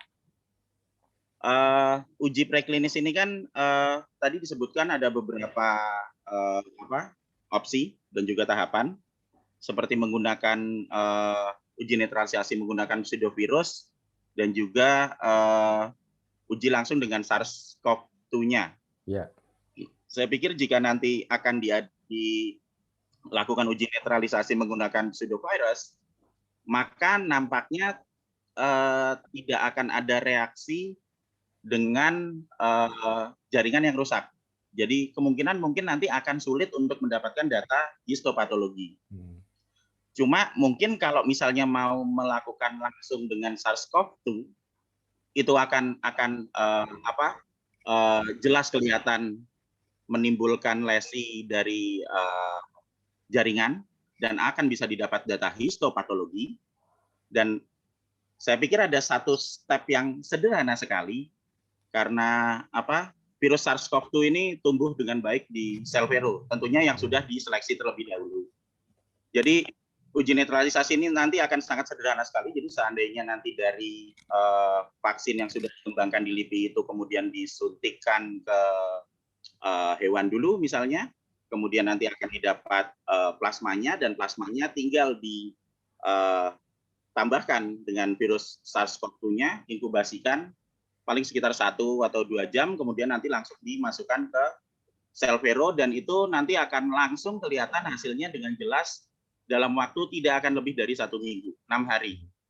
Jadi nanti kalau misalnya memang bisa menetralkan, itu nanti virus SARS-CoV-2-nya tidak akan menimbulkan sitopatik efek di dalam sel vero. Dan itu nanti bisa dilihat dari pengamatan selama 7 hari, tapi memerlukan lab BSL-3. Ya. Nah, jika nanti tidak membutuhkan lab BSL-3, kalau nggak salah dari yang kemarin itu Eijkman itu mereka pernah melakukan uji namanya PNT, Plaque Neutralization Test. Ya. Nah, mungkin nanti bisa dikerjasamakan dengan pihak Eijkman, Pak, supaya nanti bisa jelas apakah itu nanti akan bisa menetralisasi atau tidak. Jadi ya pertanyaan saya hanya itu saja, terutama mengenai uji preklinis, Pak. Terima kasih. Baik. Bagaimana Mas Andri, langsung dijawab atau? Ya, silakan Pak Win jawab aja langsung. Ya Pak, terima kasih sebetulnya Pak Indro atas support-nya dan juga masukan yang tadi sudah saya sampaikan. Ya, perlu mungkin saya jelaskan lebih lanjut ya yang terkait dengan uji netralisasi dengan menggunakan pseudovirus. Jadi pseudovirusnya ini nantinya juga akan mengekspresikan GFP, Green Fluorescence Protein. Jadi ketika selnya terinfeksi oleh pseudovirus, maka selnya ini akan berwarna hijau. Ya, seandainya kemudian antibodi yang dibentuk karena vaksinasi misalnya dapat mengikat virus pseudovirus tersebut, maka pseudovirusnya otomatis tidak bisa lagi masuk ke dalam sel. Ya. Otomatis selnya tidak akan berwarna hijau. Jadi kira-kira kita tidak melihat CPE, kita tidak melihat cytostatic effect dengan menggunakan pseudovirus. Yang kami lihat hanyalah apakah nanti selnya berwarna hijau atau tidak gitu loh di bawah mikroskop. Karena itu juga sudah mengindikasikan apakah kemudian antibodi yang terbentuk tadi bisa menetralkan pseudovirusnya atau tidak berbasis pada ikatan dengan spike protein yang diekspresikan juga pada permukaan pseudovirus tersebut. Kira-kira Ya. mekanismenya seperti itu, Pak. Bisa dipahami ya, Pak ya? Oh, saya paham mengenai Lalu yang terkait dengan netralisasi virus dengan menggunakan virus SARS-CoV-2 ini sebetulnya juga sedang kami coba kembangkan sendiri karena kami sudah berhasil juga mengisolasi virusnya. Ya. Meskipun harus bagaimanapun tetap harus dioptimalkan dan fasilitas BSL-3 juga kami miliki untuk melakukan uji tersebut. Jadi pada dasarnya kedua uji netralisasi tersebut akan saling melengkapi. Ya, kami harapkan dapat saling melengkapi. Yeah. Ya. Yang pertama otomatis cukup dengan menggunakan pseudovirus itu dengan BSL-2. Kalau kemudian kita gunakan netralisasi menggunakan virus SARS-CoV-2-nya, kita harus menggunakan fasilitas BSL-3. Itu saja, Pak, perbedaannya. Ya, makasih Pak. Jadi kalau saya ujian dilakukan sudah sangat bagus semuanya dan sudah sangat runtut. Mungkin kalau dari pihak LIPI sudah ada isolat virusnya dari SARS-CoV-2 dan juga sudah ada lab BSL-3, saya pikir akan sangat lebih bagus dan akan sangat lebih meyakinkan untuk publik jika dilakukan uji virus netralisasi langsung karena yang kita hadapi sekarang bukan wabah pseudovirus. Jadi nanti dia akan bisa memberikan ikatan di situ, kemudian memberikan gambaran fluoresensi sehingga kelihatan akan mengikat di situ. Tapi yang dibutuhkan secara real adalah apakah nanti vaksin yang dihasilkan ini benar-benar bisa menghentikan sifat infektif virus. Sama seperti yang tadi pada gambaran awal bahwa diterangkan bahwa yang dibutuhkan adalah supaya tidak menginfeksi, supaya tidak nanti juga bisa supaya bisa menetralkan, dan ketiga supaya nanti tidak bisa terjadi replikasi dan shedding virus. Replikasi dan shedding virus akan jelas diterangkan melalui pola cytopathic effect. Virus masuk, kemudian nanti di dalam sel, kemudian nanti akan rusak. Dan jika kita ingin melihat seberapa efektifnya, dan ini bisa dilakukan jauh-jauh hari sebelum nanti dilakukan uji klinis di manusia, itu akan sangat jelas gambarannya pada uji virus netralisasi menggunakan isolat SARS-CoV-2 yang dimiliki oleh pihak LIPI dan juga sudah dimiliki fasilitasnya, terutama BSL-3 oleh pihak LIPI. Saya pikir publik sangat ingin mengetahui mengenai bagaimana efektivitas real terhadap infektivitas virus ini bisa dilakukan di LIPI, Pak. Ya Pak, baik, terima kasih masukannya. Tapi memang itu yang kami rencanakan, bahkan sebetulnya masih ada keinginan satu lagi yang terkait dengan uji tantang ya, karena itu kan baru uji dengan menggunakan antibodi. Kalau uji tantang kita benar-benar akan kemudian tahu apakah kemudian virusnya ini dapat menginfeksi atau tidak, menginfeksi hewannya tersebut atau tidak. Ya. Jadi terima kasih untuk masukannya dan insya Allah itu juga yang akan kami lakukan. Terima kasih Pak. Terima kasih sekali Pak. Terima kasih Pak Indro. Mungkin ada pertanyaan selanjutnya di chat Pak Boleh Win. bertanya secara langsung. Mungkin boleh bertanya, ini izin bertanya. Oh ya, silakan nanti selanjutnya yang di chat. Ya boleh. Setelah di chat dulu ya. Tidak, silakan Pak, boleh deh. Udah. Boleh. Terima kasih banyak. Perkenalkan, nama saya Denny Rahmat. Sebenarnya saya juga terlibat dalam proyek FPDP yang kaitannya dengan penanganan COVID, tapi berisi ekstrak ya, bukan sifatnya vaksin gitu. Yang ingin saya tanyakan adalah bagaimana dengan teknologi farmasinya, teknologi obatnya. Kalau dari segi Bapak barusan mengenai penyiapan vaksinnya gitu ya, yang sifat biologi. Tapi yang saya ingin tanyakan adalah dari aspek katakanlah tadi ajupan ya Pak ya, yang merupakan emulsi, ajupan emulsi dan juga kegiatan laboratoriumnya yang berkaitan dengan transfeksi. Dalam hal ini adalah dari segi teknologi nanopartikelnya. Menurut Bapak, apakah dari segi ajupannya dan juga dari segi transfeksinya itu bisa melibatkan teknologi nanopartikel ataupun teknologi formulasi? Ataupun lebih lanjut lagi, teknologi nanopartikel itu bisa untuk pengujian preklinisnya ke hewan dan kepada manusia untuk memberikan efek yang optimum. Bagaimana menurut pandangan Bapak? Terima kasih. Ya baik, terima kasih pertanyaan yang bagus. Jadi memang salah satu efek penggunaan adjuvan ini adalah untuk mempermudah misalnya proteinnya ini kemudian masuk ke dalam sel. Dan agar proteinnya mudah masuk ke dalam sel, otomatis komponen yang harus digunakan ini kira-kira kemudian harus serupa dengan komponen yang terdapat pada dinding sel. Ya, oleh karena itu tadi seperti yang saya sampaikan, matriks M itu pada dasarnya nantinya akan membentuk semacam nanopartikel. Ya. Dan di dalam nanopartikelnya itu sendiri ada fosfatidilkolin, bisa juga dengan menggunakan fosfatidiletonololamin, itu kemudian bisa memungkinkan nanopartikel tersebut kemudian melebur dengan sel, sehingga kemudian proteinnya bisa masuk ke dalam sel dan diproses oleh sel tersebut. Itu yang sebetulnya diinginkan dengan menggunakan nanopartikel. 3 minggu yang lalu, Dr. Ines Anmol Soekarto juga sudah menyampaikan teknologi yang terkait dengan nanopartikel, terutama terkait dengan apa yang diusahakan oleh perusahaannya, startup company di Canberra, namanya Lipotech, dan kami juga sudah berdiskusi dengan Dr. Ines.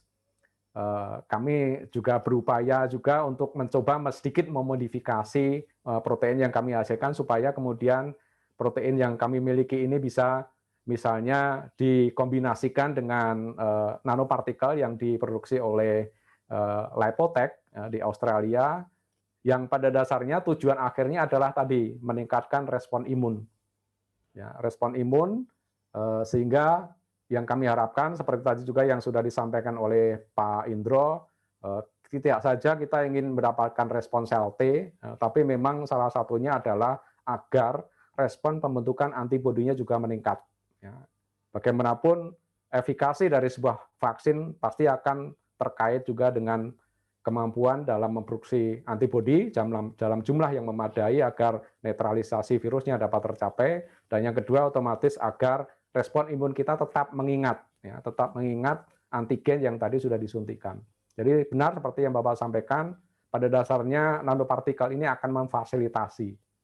Ya, tujuannya adalah memfasilitasi agar proteinnya tersebut kemudian bisa masuk ke dalam sel.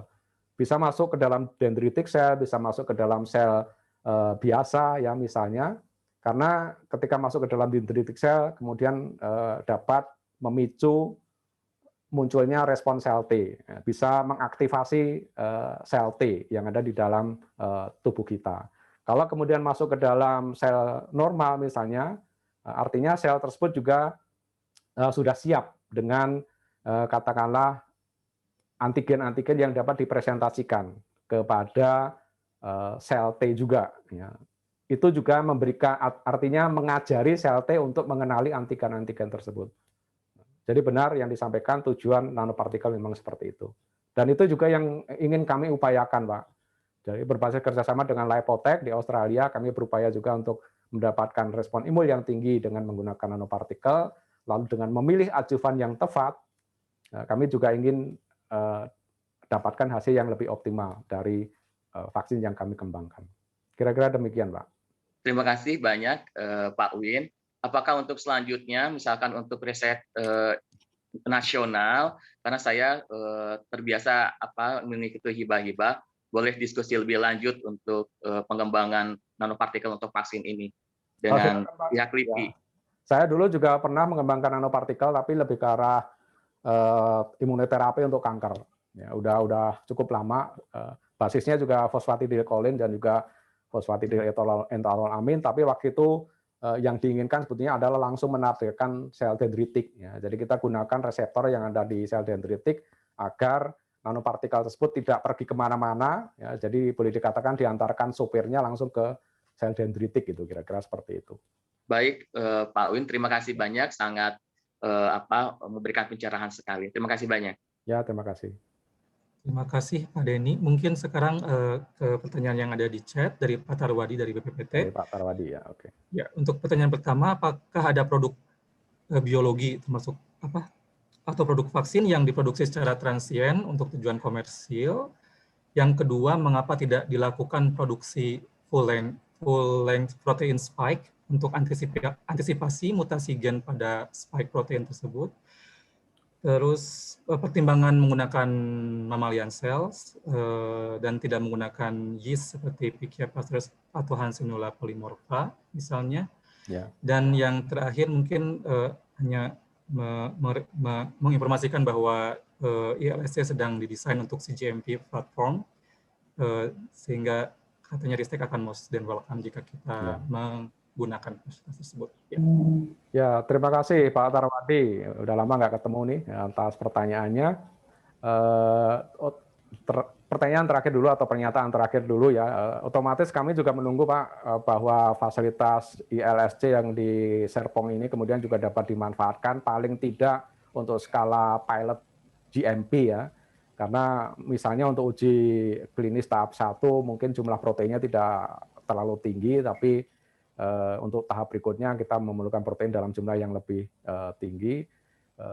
Dan saya kira seandainya fasilitas GMP di Serpong, di LSD Serpong nanti sudah berfungsi ketika kami juga selesai melakukan uji preklinis, maka pada dasarnya pengalihan dari skala lab kemudian ke skala pilot GMP bisa dilakukan. Saya berharap itu dengan sangat. Lalu juga terkait dengan produksi, pertanyaan pertama, maaf, kaitannya dengan produksi vaksin secara transien ini sejauh ini belum ada, Pak. Ya, biasanya dari pihak regulator menginginkan bahwa proteinnya ini atau sistem cara produksinya ini stabil, artinya terdefinisi. Ya, ketika produksinya masih skala transien agak susah, ya, agak sulit juga untuk memastikan juga masalah stabilitas dari klonnya itu sendiri, dan juga dikhawatirkan kalau penyimpanannya tidak benar bisa saja gennya kemudian hilang. Ya, itu sering terjadi juga meskipun sudah terintegrasi di Pichia pastoris, tahu-tahu kita merasa kehilangan gennya. Sehingga otomatis target utama bagaimanapun tetap kami berupaya untuk memperoleh stable expression, artinya gennya itu kemudian terintegrasi ke dalam genom dari sel yang digunakan untuk produksi vaksin. Ya. Lalu mengapa tidak digunakan full length protein S? Kami sebetulnya juga memiliki tadi protein S yang hexapro maupun yang spike S2P.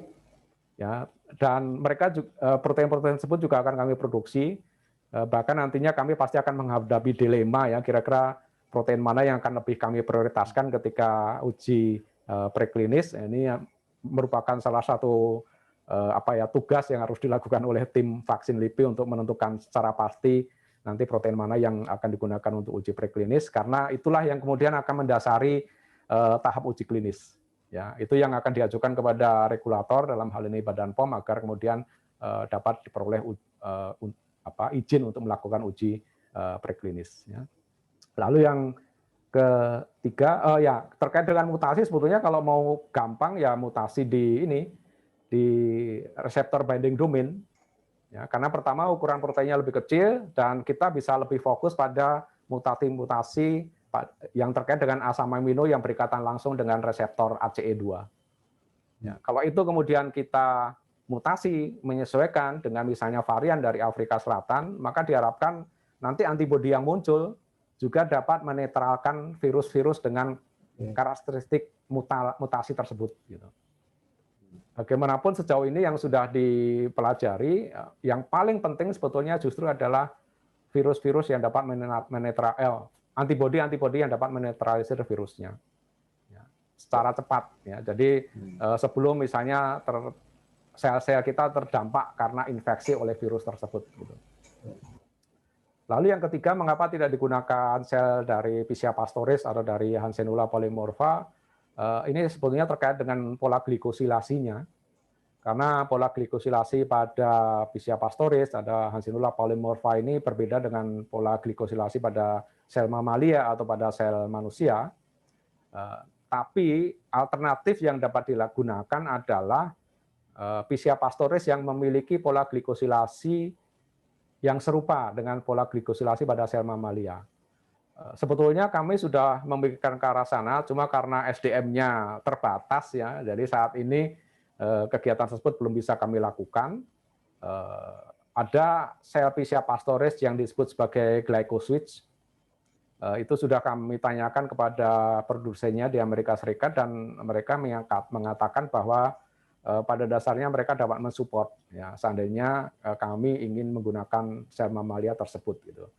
Tapi sekali lagi kami kekurangan SDM. Ya. Desainnya sebetulnya sudah ada untuk ke arah sana untuk mengalihkan misalnya plasmidnya ya plasmid untuk ekspresi itu kami sudah miliki juga. Jadi tinggal memasukkan gennya ke dalam plasmid tersebut. Tapi sekali lagi yang menjadi masalah adalah SDM yang kami miliki saat ini. Salah satu alasan itu. Ya. Saya kira itu Pak jawaban dari saya. Ya, terima kasih. Boleh merespon sebentar? Ya, silakan. Terima kasih Pak Win. Ini luar biasa. Saya salut dengan tim Pak Win dan tentu LIPI. Yang mungkin juga akan menjadi tantangan tentu uji preklinik ya. Tadi sudah disebut juga uji tantang. Kemudian ini juga nih Pak Win yang barangkali yang sering menjadi pertimbangan mitra industri adalah terkait dengan yield. Jadi pengalaman kami di konsorsium hepatitis misalnya sebetulnya proteinnya sudah kita subunit ya waktu itu di Pixia Pastoris dengan Bio Farma dan yang lain-lain.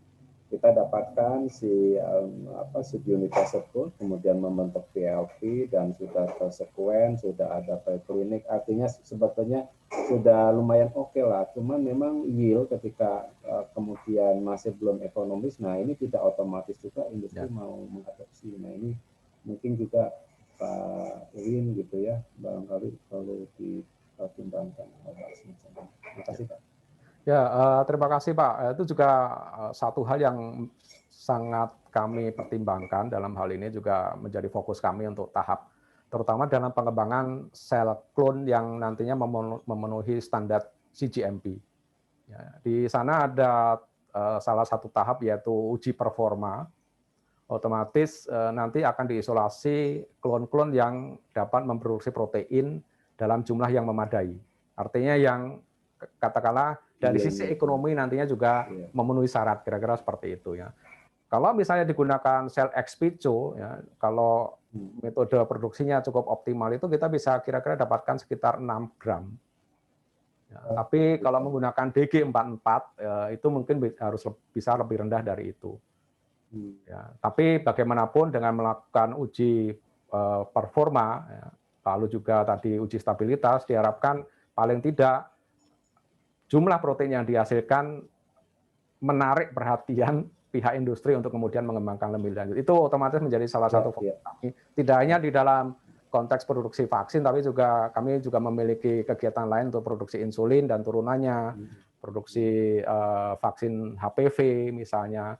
Itu selalu menjadi fokus, salah satu fokus yang harus dilakukan dan kemudian juga diperhatikan secara serius karena bagaimanapun nantinya yang hanya bisa memproduksi adalah industri. Kita sebagai pengembang pada dasarnya hanya menyerahkan hasilnya setelah uji preklinis dinyatakan berhasil.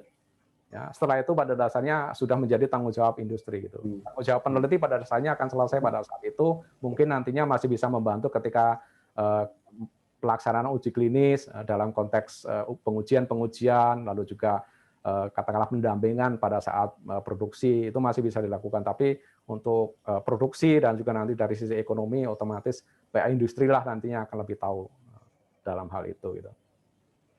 Oke, Pak. Selamat. Ya, terima kasih Pak Tarawadi. Ya. Bang Sewu, Pak Dr. Win bisa menambahkan diskusi. Terima kasih atas sharingnya luar biasa, Dr. Win dan teman-teman tim di LIPI. Sukses selalu, semoga di dalam riset ini. Pertanyaan saya, apakah sekarang Dr. Win sudah mulai mendekati industri gitu, misalnya kalau kami dengan Biotis atau Ekman dengan Bio Farma, apakah pernah juga kontak mungkin dengan Biotis, nanti preklinisnya mungkin bisa bareng atau bagaimana, karena di sana beliau kan Biotis sudah siap untuk preklinik. Jadi kalau misalnya tentu LIPI kesulitan, mungkin bisa kontak ke Biotis atau nanti kami sampaikan ke Biotis kan. Saya rasa ini kan kita vaksin merah putih ya, jadi satu konsorsium. Saya rasa tidak apa-apa industri digunakan bersama, asal selama pihak industri berkenan dan mampu gitu ya untuk menangani beberapa proses. Saya rasa kalau memang nanti Dr. Win belum gitu mendapatkan, bisa diskusi dengan biotis, karena kan kita juga sekarang sedang menunggu hewan coba ya, yang akan dilakukan untuk uji preklinik. Saya rasa itu mungkin Dr. Win, kalau memang belum ada, tapi kalau sudah ada monggo. Terima kasih Prof. Nyoman. Sebetulnya kami sudah mencoba berkoordinasi dengan PT Temposcan, ya. Meskipun PT Temposcan dalam hal ini memang belum berpengalaman ya dalam memproduksi vaksin, tapi mereka menunjukkan ketertarikan yang tinggi, terutama juga nantinya terjun di bisnis produksi protein rekombinan untuk terapi kanker misalnya, ya kan, atau untuk biosimilar gitu juga misalnya. Itu yang kemudian kami tawarkan kepada mereka, termasuk juga vaksin yang kami kembangkan saat ini. Artinya seandainya nanti COVID sudah berlalu misalnya ya, apa yang kemudian akan dilakukan dengan fasilitas yang ada itu juga saya kira menjadi salah satu perhatian yang harus diberikan oleh pihak industri, karena mereka pasti ingin memanfaatkan fasilitas yang sudah dengan biaya yang tinggi mereka bangun ya. Jadi sejauh ini saya sudah menyampaikan ke mereka. Kami juga sudah menyampaikan jadwal, tapi kalau seandainya Prof. Nyoman bersedia membantu kami, nanti coba berbicara dengan PT Biotis, otomatis itu akan sangat membantu dan kami berterima kasih juga untuk itu. Tapi tentu saja saya pikir kami harus membuktikan dulu. Jadi tugas kami sebagai peneliti adalah kami harus membuktikan dahulu bahwa kandidat vaksin yang kami kembangkan saat ini layak kemudian untuk dilanjutkan dalam skala produksi skala cGMP dan layak untuk kemudian dilanjutkan ke uji klinis. Itu hanya bisa dilakukan kalau kami sudah menyelesaikan uji preklinis pada hewan uji, dan hasilnya kemudian juga misalnya kami diskusikan dengan Badan POM. Ya, hewan ujinya berarti bisa dilakukan di LIPI ya? Kalau menggunakan mencit bisa, insya Allah bisa. Dan juga kalau nanti ada uji tantang ya, meskipun otomatis kami harus establishkan dulu penggunaan Golden Syrian Hamster ya untuk digunakan sebagai uji tantang, karena biayanya akan lebih mudah daripada menggunakan makaka. Iya betul. Ya kan, itu juga salah satu yang kami pertimbangkan untuk dilakukan di LIPI juga, karena fasilitasnya memadai sebetulnya. Nonton ya. Kalau kami itu mulai preklinik sudah langsung kami serahkan ke industri. Oh begitu. Dengan biotis gitu. Jadi nanti mungkin kami kalau ketemu dengan Pak Sudirman, insya Allah kalau beliau bersedia nanti bisa komunikasi di WA group atau langsung nanti kontak Pak Win, ya boleh Bu. Ya, jadi khusus untuk uji preklinis ya Bu ya? Iya, untuk uji preklinis khusus dilakukan di biotis karena mereka fasilitasnya kan labnya sudah GLP, GMP, sudah GMP, mereka sudah mengurus itu, sehingga kalau kami di UNER kan belum. Iya betul. Sementara BPOM kan sudah mengawal bahwa semua persyaratan standarisasi itu harus dimulai dari uji preklinik gitu kan. Jadi langsung kita mohon bantuan biotis untuk handle itu. Sehingga dengan riset yang LIPI saya lihat juga sangat bagus sekali untuk dikembangkan. Kalau misal nanti kesulitan, kami akan cobalah ngobrol dengan biotis, mudah-mudahan bersedia membantu misalnya dimulai dari preklinik. Tapi saya nggak tahu kalau di LIPI apa labnya juga sudah GLP nggih. Pada dasarnya kami mendapatkan sertifikat juga dari sudah ya. Kalau Ekman kan sudah. Ya, jadi GLP sendiri belum ya. Artinya istilahnya GLP belum, tapi lab kami mendapatkan sertifikat dalam konteks misalnya dari sisi safety, dari sisi manajemen sudah memenuhi syarat gitu. Ya, baik. Dan biasanya dari Badan POM itu syaratnya boleh dikatakan apabila ada sebuah sertifikasi yang sudah memenuhi syarat yang menunjukkan bahwa dari sisi manajemen, dari sisi safety, keamanan, dan juga mungkin security-nya, maka kemungkinan itu masih bisa ditoleransi. Diterima ya oleh Badan POM untuk uji selanjutnya. Baik, Dr. Win, nanti saya akan coba komunikasikan ya Pak. Terima kasih Prof. Nyoman. Sami-sami.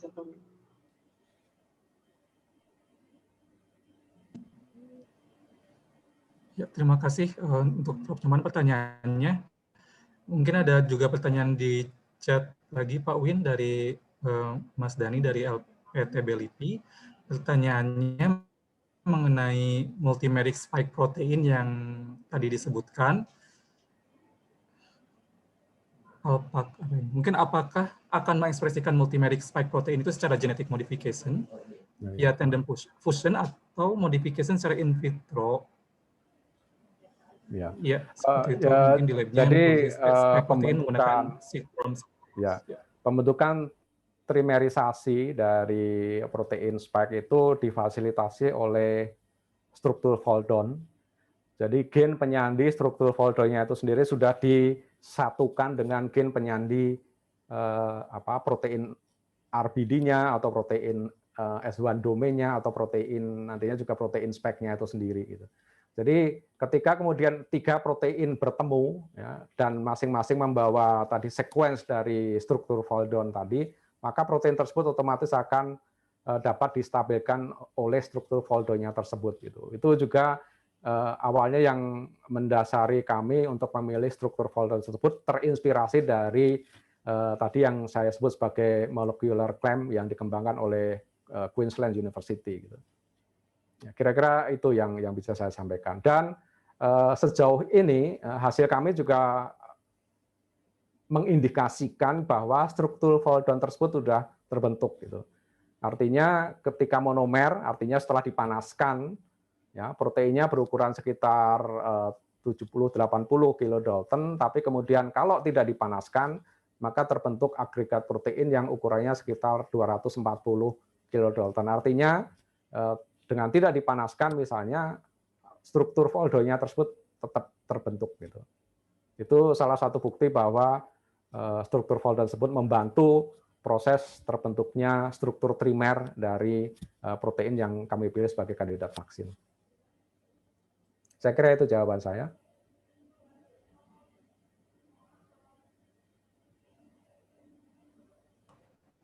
Ya, terima kasih Pak Win. Kang Dani gimana? Ada pertanyaan lagi? Atau mungkin ada pertanyaan yang lain lagi, Pak Win? Sejauh manakah efektivitas kerja dan keamanan dibanding vaksin lainnya? Itu belum bisa disampaikan ya dalam saat ini, karena bagaimanapun untuk efikasi maupun keamanan itu hanya nantinya bisa terbukti dengan uji klinis, ya, terutama dalam aplikasinya pada manusia. Tapi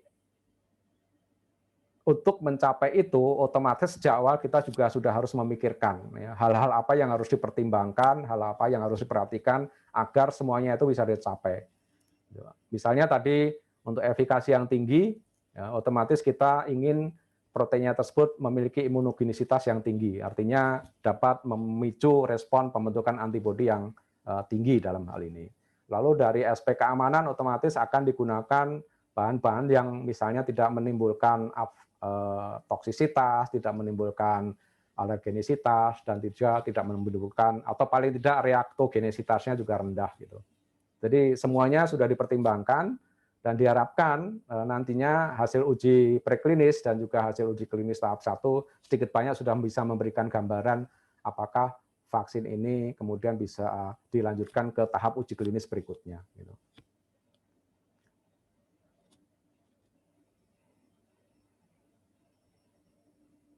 Ya, terima kasih Pak Win atas penjelasannya.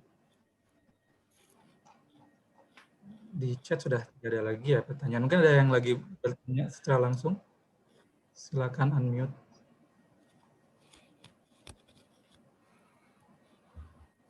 Saya lihat juga ada teman-teman SMA dan SMP di sini.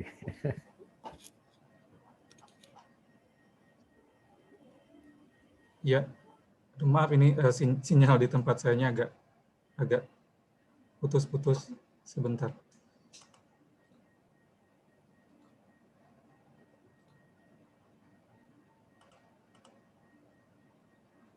Ya, apakah ada pertanyaan lagi dari Bapak Ibu semuanya?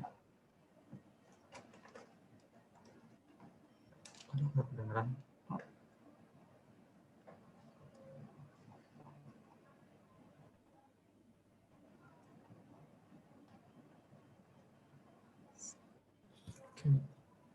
Ya, mungkin.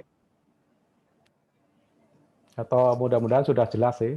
Halo. Sehingga mungkin jelas ya. Ya. Pak Win mungkin ada mau yang menyampaikan lagi sebagai conclusion mungkin. Mungkin ada sedikit beberapa yang saya tambahkan ya, karena kadang di publik itu ada informasi-informasi yang menurut saya tidak tepat ya, atau kurang tepat lah kayaknya.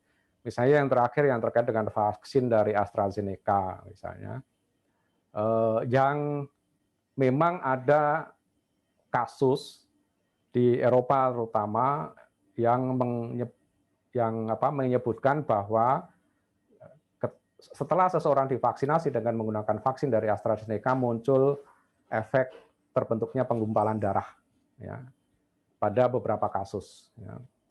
Tapi kita otomatis tetap harus memperhatikan apakah kasus tersebut langsung terkait dengan vaksinasinya itu sendiri atau tidak. Gitu. Nah, biasanya kita akan melihat angka dasarnya. Jadi berapa kasus penggumpalan darah sih yang biasanya muncul per tahun gitu misalnya ya, atau katakanlah per bulan. Gitu. Kalau angka itu kemudian masih serupa dengan angka kemunculan kasus tersebut pada orang-orang yang divaksinasi, maka bisa saja itu hanya merupakan kebetulan. Ya, itu hanya merupakan kebetulan, dan seperti yang juga sudah disampaikan oleh WHO dan yang terakhir juga oleh Badan POM misalnya, bagaimanapun vaksinasi dengan menggunakan vaksin dari AstraZeneca sekalipun tetap lebih aman atau memiliki manfaat yang jauh lebih tinggi dibandingkan risiko yang mungkin dimiliki setelah vaksinasi dengan menggunakan vaksin tersebut gitu. Ya, karena jumlahnya masih relatif rendah ya, efek tersebut, dan juga masih sporadis, dan juga belum bisa dipastikan secara meyakinkan apakah kasus-kasus tersebut terkait langsung dengan vaksinasinya. Bahkan untuk dari Moderna sekalipun itu juga ada kasus-kasus mereka yang meninggal ya, setelah mendapatkan vaksinasi. Ini terutama di Amerika Serikat, dan saat ini pun pihak regulator setempat juga masih mencoba mempelajari, karena saya kira itu pasti akan sangat sulit untuk membuktikan apakah kasus-kasus mereka yang meninggal ini juga terkait langsung dengan vaksinasinya. Nah, vaksinasi dengan menggunakan Moderna atau menggunakan Pfizer itu yang juga sempat terjadi di Amerika Serikat terutama. Ya. Dan terkait dengan masalah halal dan haram, saya kira dari LPPOM MUI sudah menyatakan bahwa vaksin tersebut halal. Ya, artinya karena ini kondisi darurat, vaksin tersebut tetap dapat digunakan. Dan kalau saya berpijak dari apa yang sudah dilakukan oleh pihak perusahaan dalam hal ini AstraZeneca, untuk memperoleh vaksinnya itu sendiri dari dalam proses produksinya, dalam proses purifikasi adenovirusnya juga misalnya, maka sebetulnya kita dapat yakin ya, bahwa proses-proses tersebut pada dasarnya sudah cukup menjamin agar komponen-komponen lain yang bukan merupakan bagian dari vaksin tersebut pada dasarnya juga sudah dipisahkan secara mendekati sempurna, katakanlah saya katakan seperti itu. Ya. Jadi kita pada dasarnya cukup yakin bahwa indikasi vaksin tersebut mengandung tripsin dari babi misalnya, ya, itu bisa dikesampingkan karena melalui proses tersebut maka tripsin dari babinya pasti juga sudah hilang, dan biasanya tripsin tersebut hanya digunakan di tahap awal ya, ketika kita berusaha melakukan transfeksi, artinya menginfeksi selnya dengan dengan DNA agar kemudian virusnya terbentuk di dalam sel tersebut. Gitu. Karena itu basisnya adalah virus ya, adenovirus itu. Jadi juga termasuk yang ini ya, yang dari Sinovac, prosesnya itu juga sudah berusaha menjamin sejauh mungkin menjamin bahwa dari virus yang diinaktifkan itu sudah tidak ada lagi virus yang aktif. Karena ada tahap misalnya perlakuan dengan menggunakan beta propiolakton ya, beta propiolakton, dan itu dapat menginaktifkan virusnya, dan di samping itu juga ada tambahan tahap perlakuan dengan menggunakan benzonase agar DNA yang berasal dari virus atau juga berasal dari sel itu semuanya sudah tercacah lah, katakanlah seperti itu, tidak lagi berbahaya bagi kita. Sudah dilakukan pemurnian lebih lanjut ya, sehingga komponen-komponen lain yang mungkin masih tersisa dari proses produksinya sudah dihilangkan ya, sejauh mungkin dihilangkan dari komponen utama dari vaksinnya itu sendiri, yang dalam hal ini kalau untuk kasus vaksin Sinovac adalah virus yang diinaktifkan gitu. Jadi kadang-kadang itu tadi ada beberapa pernyataan-pernyataan yang tidak tepat di media massa ya, yang terkait dengan itu. Dan saya sendiri sebenarnya tertarik ya untuk mendapatkan dossier dari AstraZeneca, karena sebetulnya saya yakin bahwa tripsin yang mereka gunakan itu bukan tripsin dari babi, tripsin yang diisolasi dari pankreas babi, tapi mereka berdasarkan studi-studi yang sudah mereka lakukan sejauh ini, mereka biasanya menggunakan tripsin rekombinan. Artinya tripsin yang diproduksi biasanya itu di ragi ya, di khomir, di yeast, dan otomatis tidak bersentuhan sama sekali dengan babi gitu. Kira-kira itu tambahan dari saya ya, yang terkait dengan vaksin dari AstraZeneca maupun vaksin dari Sinovac, karena kedua vaksin inilah yang saat ini atau dalam waktu dekat ini akan digunakan di Indonesia. Ya.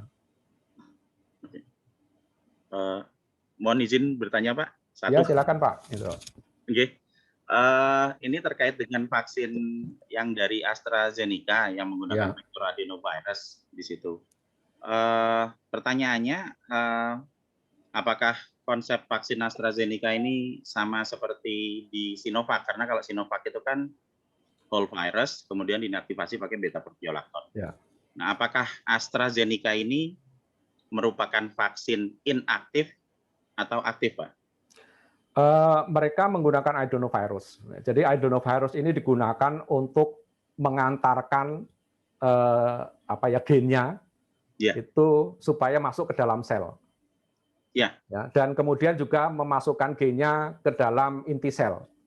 Ya, agar kemudian dari si DNA yang dimasukkan tadi akan terbentuk mRNA dan otomatis proteinnya akan diproduksi oleh sel tersebut. Ya, itu konsepnya. Jadi pada dasarnya adenovirusnya ini digunakan sebagai kendaraan lah, kira-kira seperti itu untuk mengantarkan masuknya DNA ke dalam sel. Adenovirusnya itu sendiri adalah adenovirus yang tidak memiliki kemampuan untuk bereplikasi. Jadi ketika dia masuk ke dalam sel ya sudah, dia pasti akan kemudian degradasi oleh komponen degradasi yang ada di dalam sel misalnya. Oke. Jika adenovirus ini tidak memiliki kemampuan untuk bereplikasi, tapi dia masih bisa masuk ke dalam sel, berarti ini dalam kondisi live? Iya. Vektornya?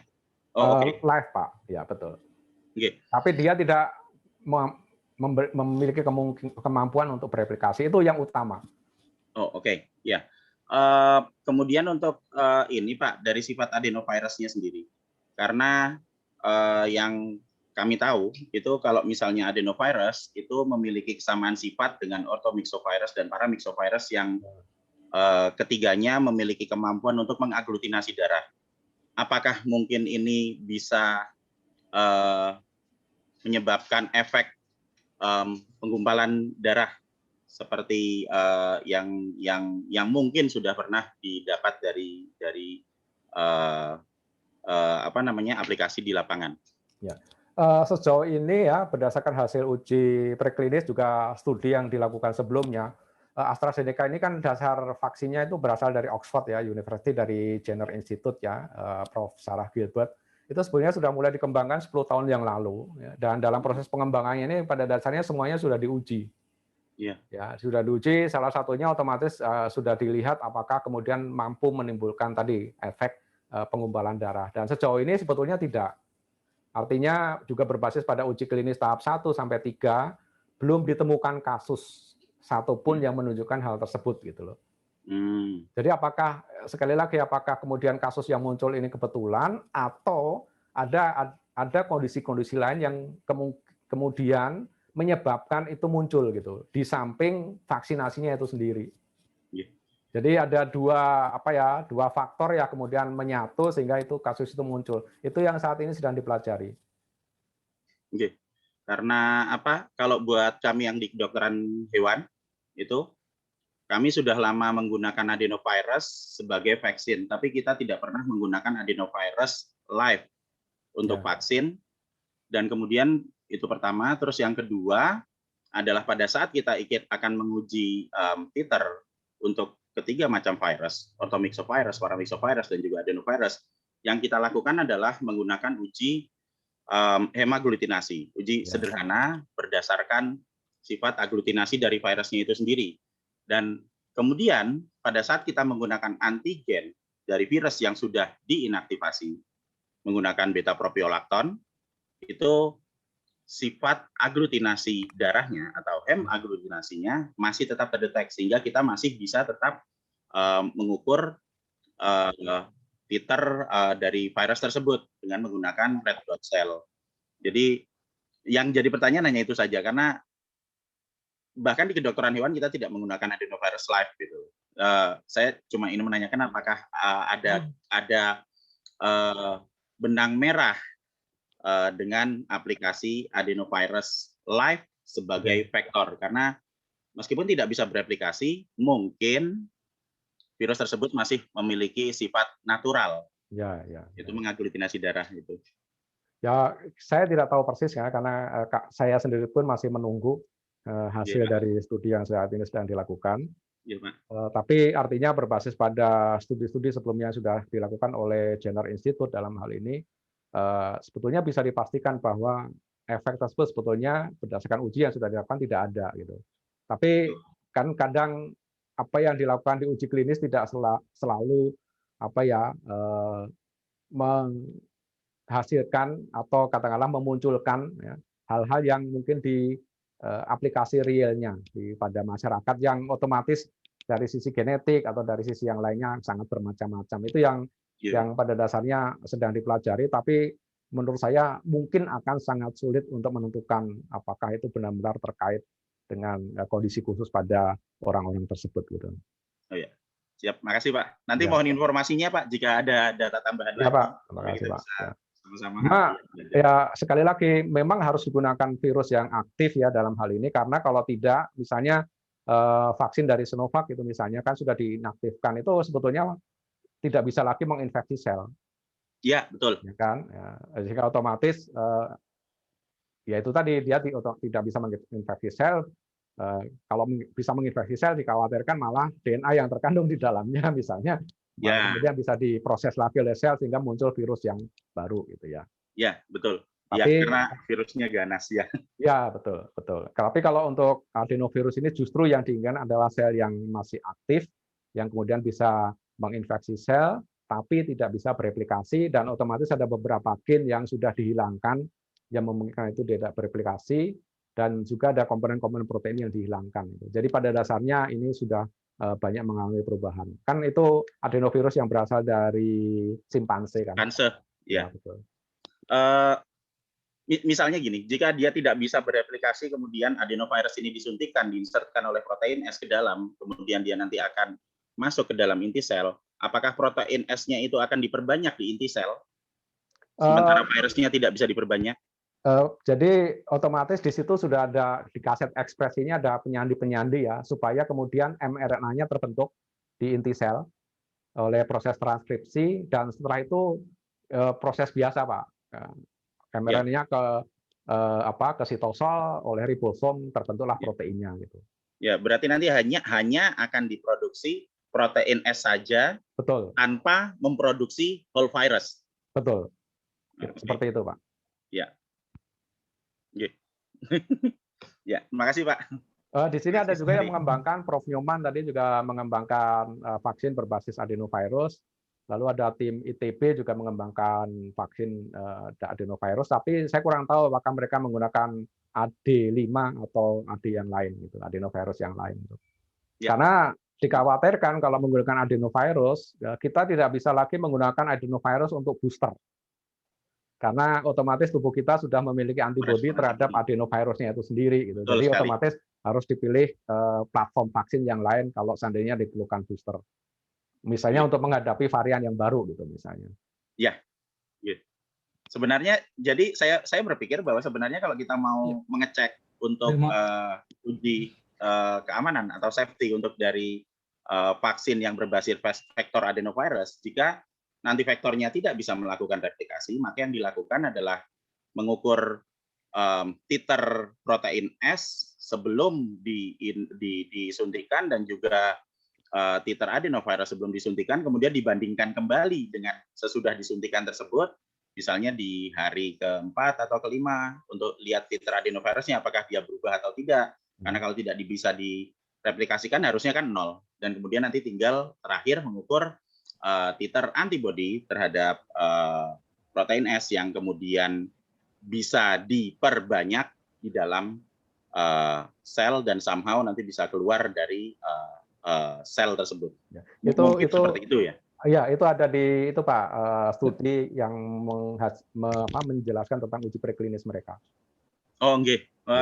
Ya, kebetulan saya belum baca soalnya. Mungkin ya. Saya akan sangat berterima kasih. Terima kasih sekali jika bisa mendapat datanya.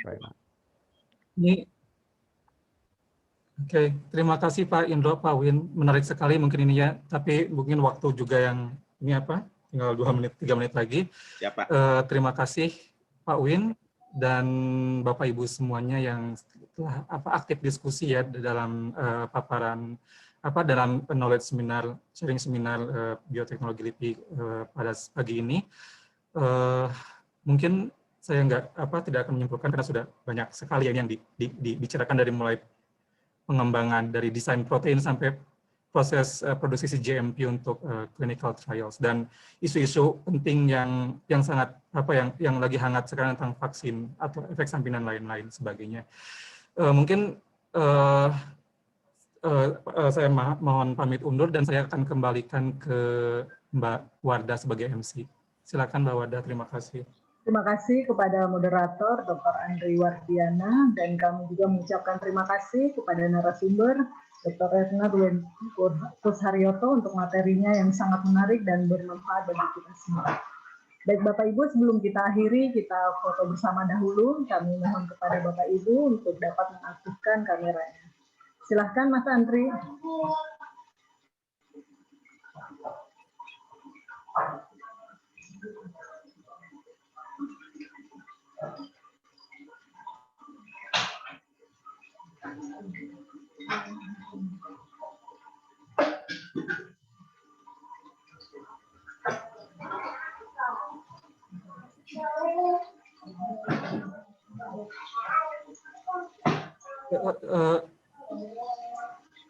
Oke, silakan aktifkan kameranya. Ini sudah tidak aktif kameranya.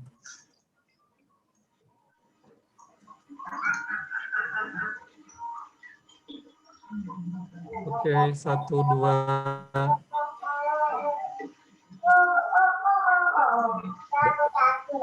Mungkin kedua, 1, 2.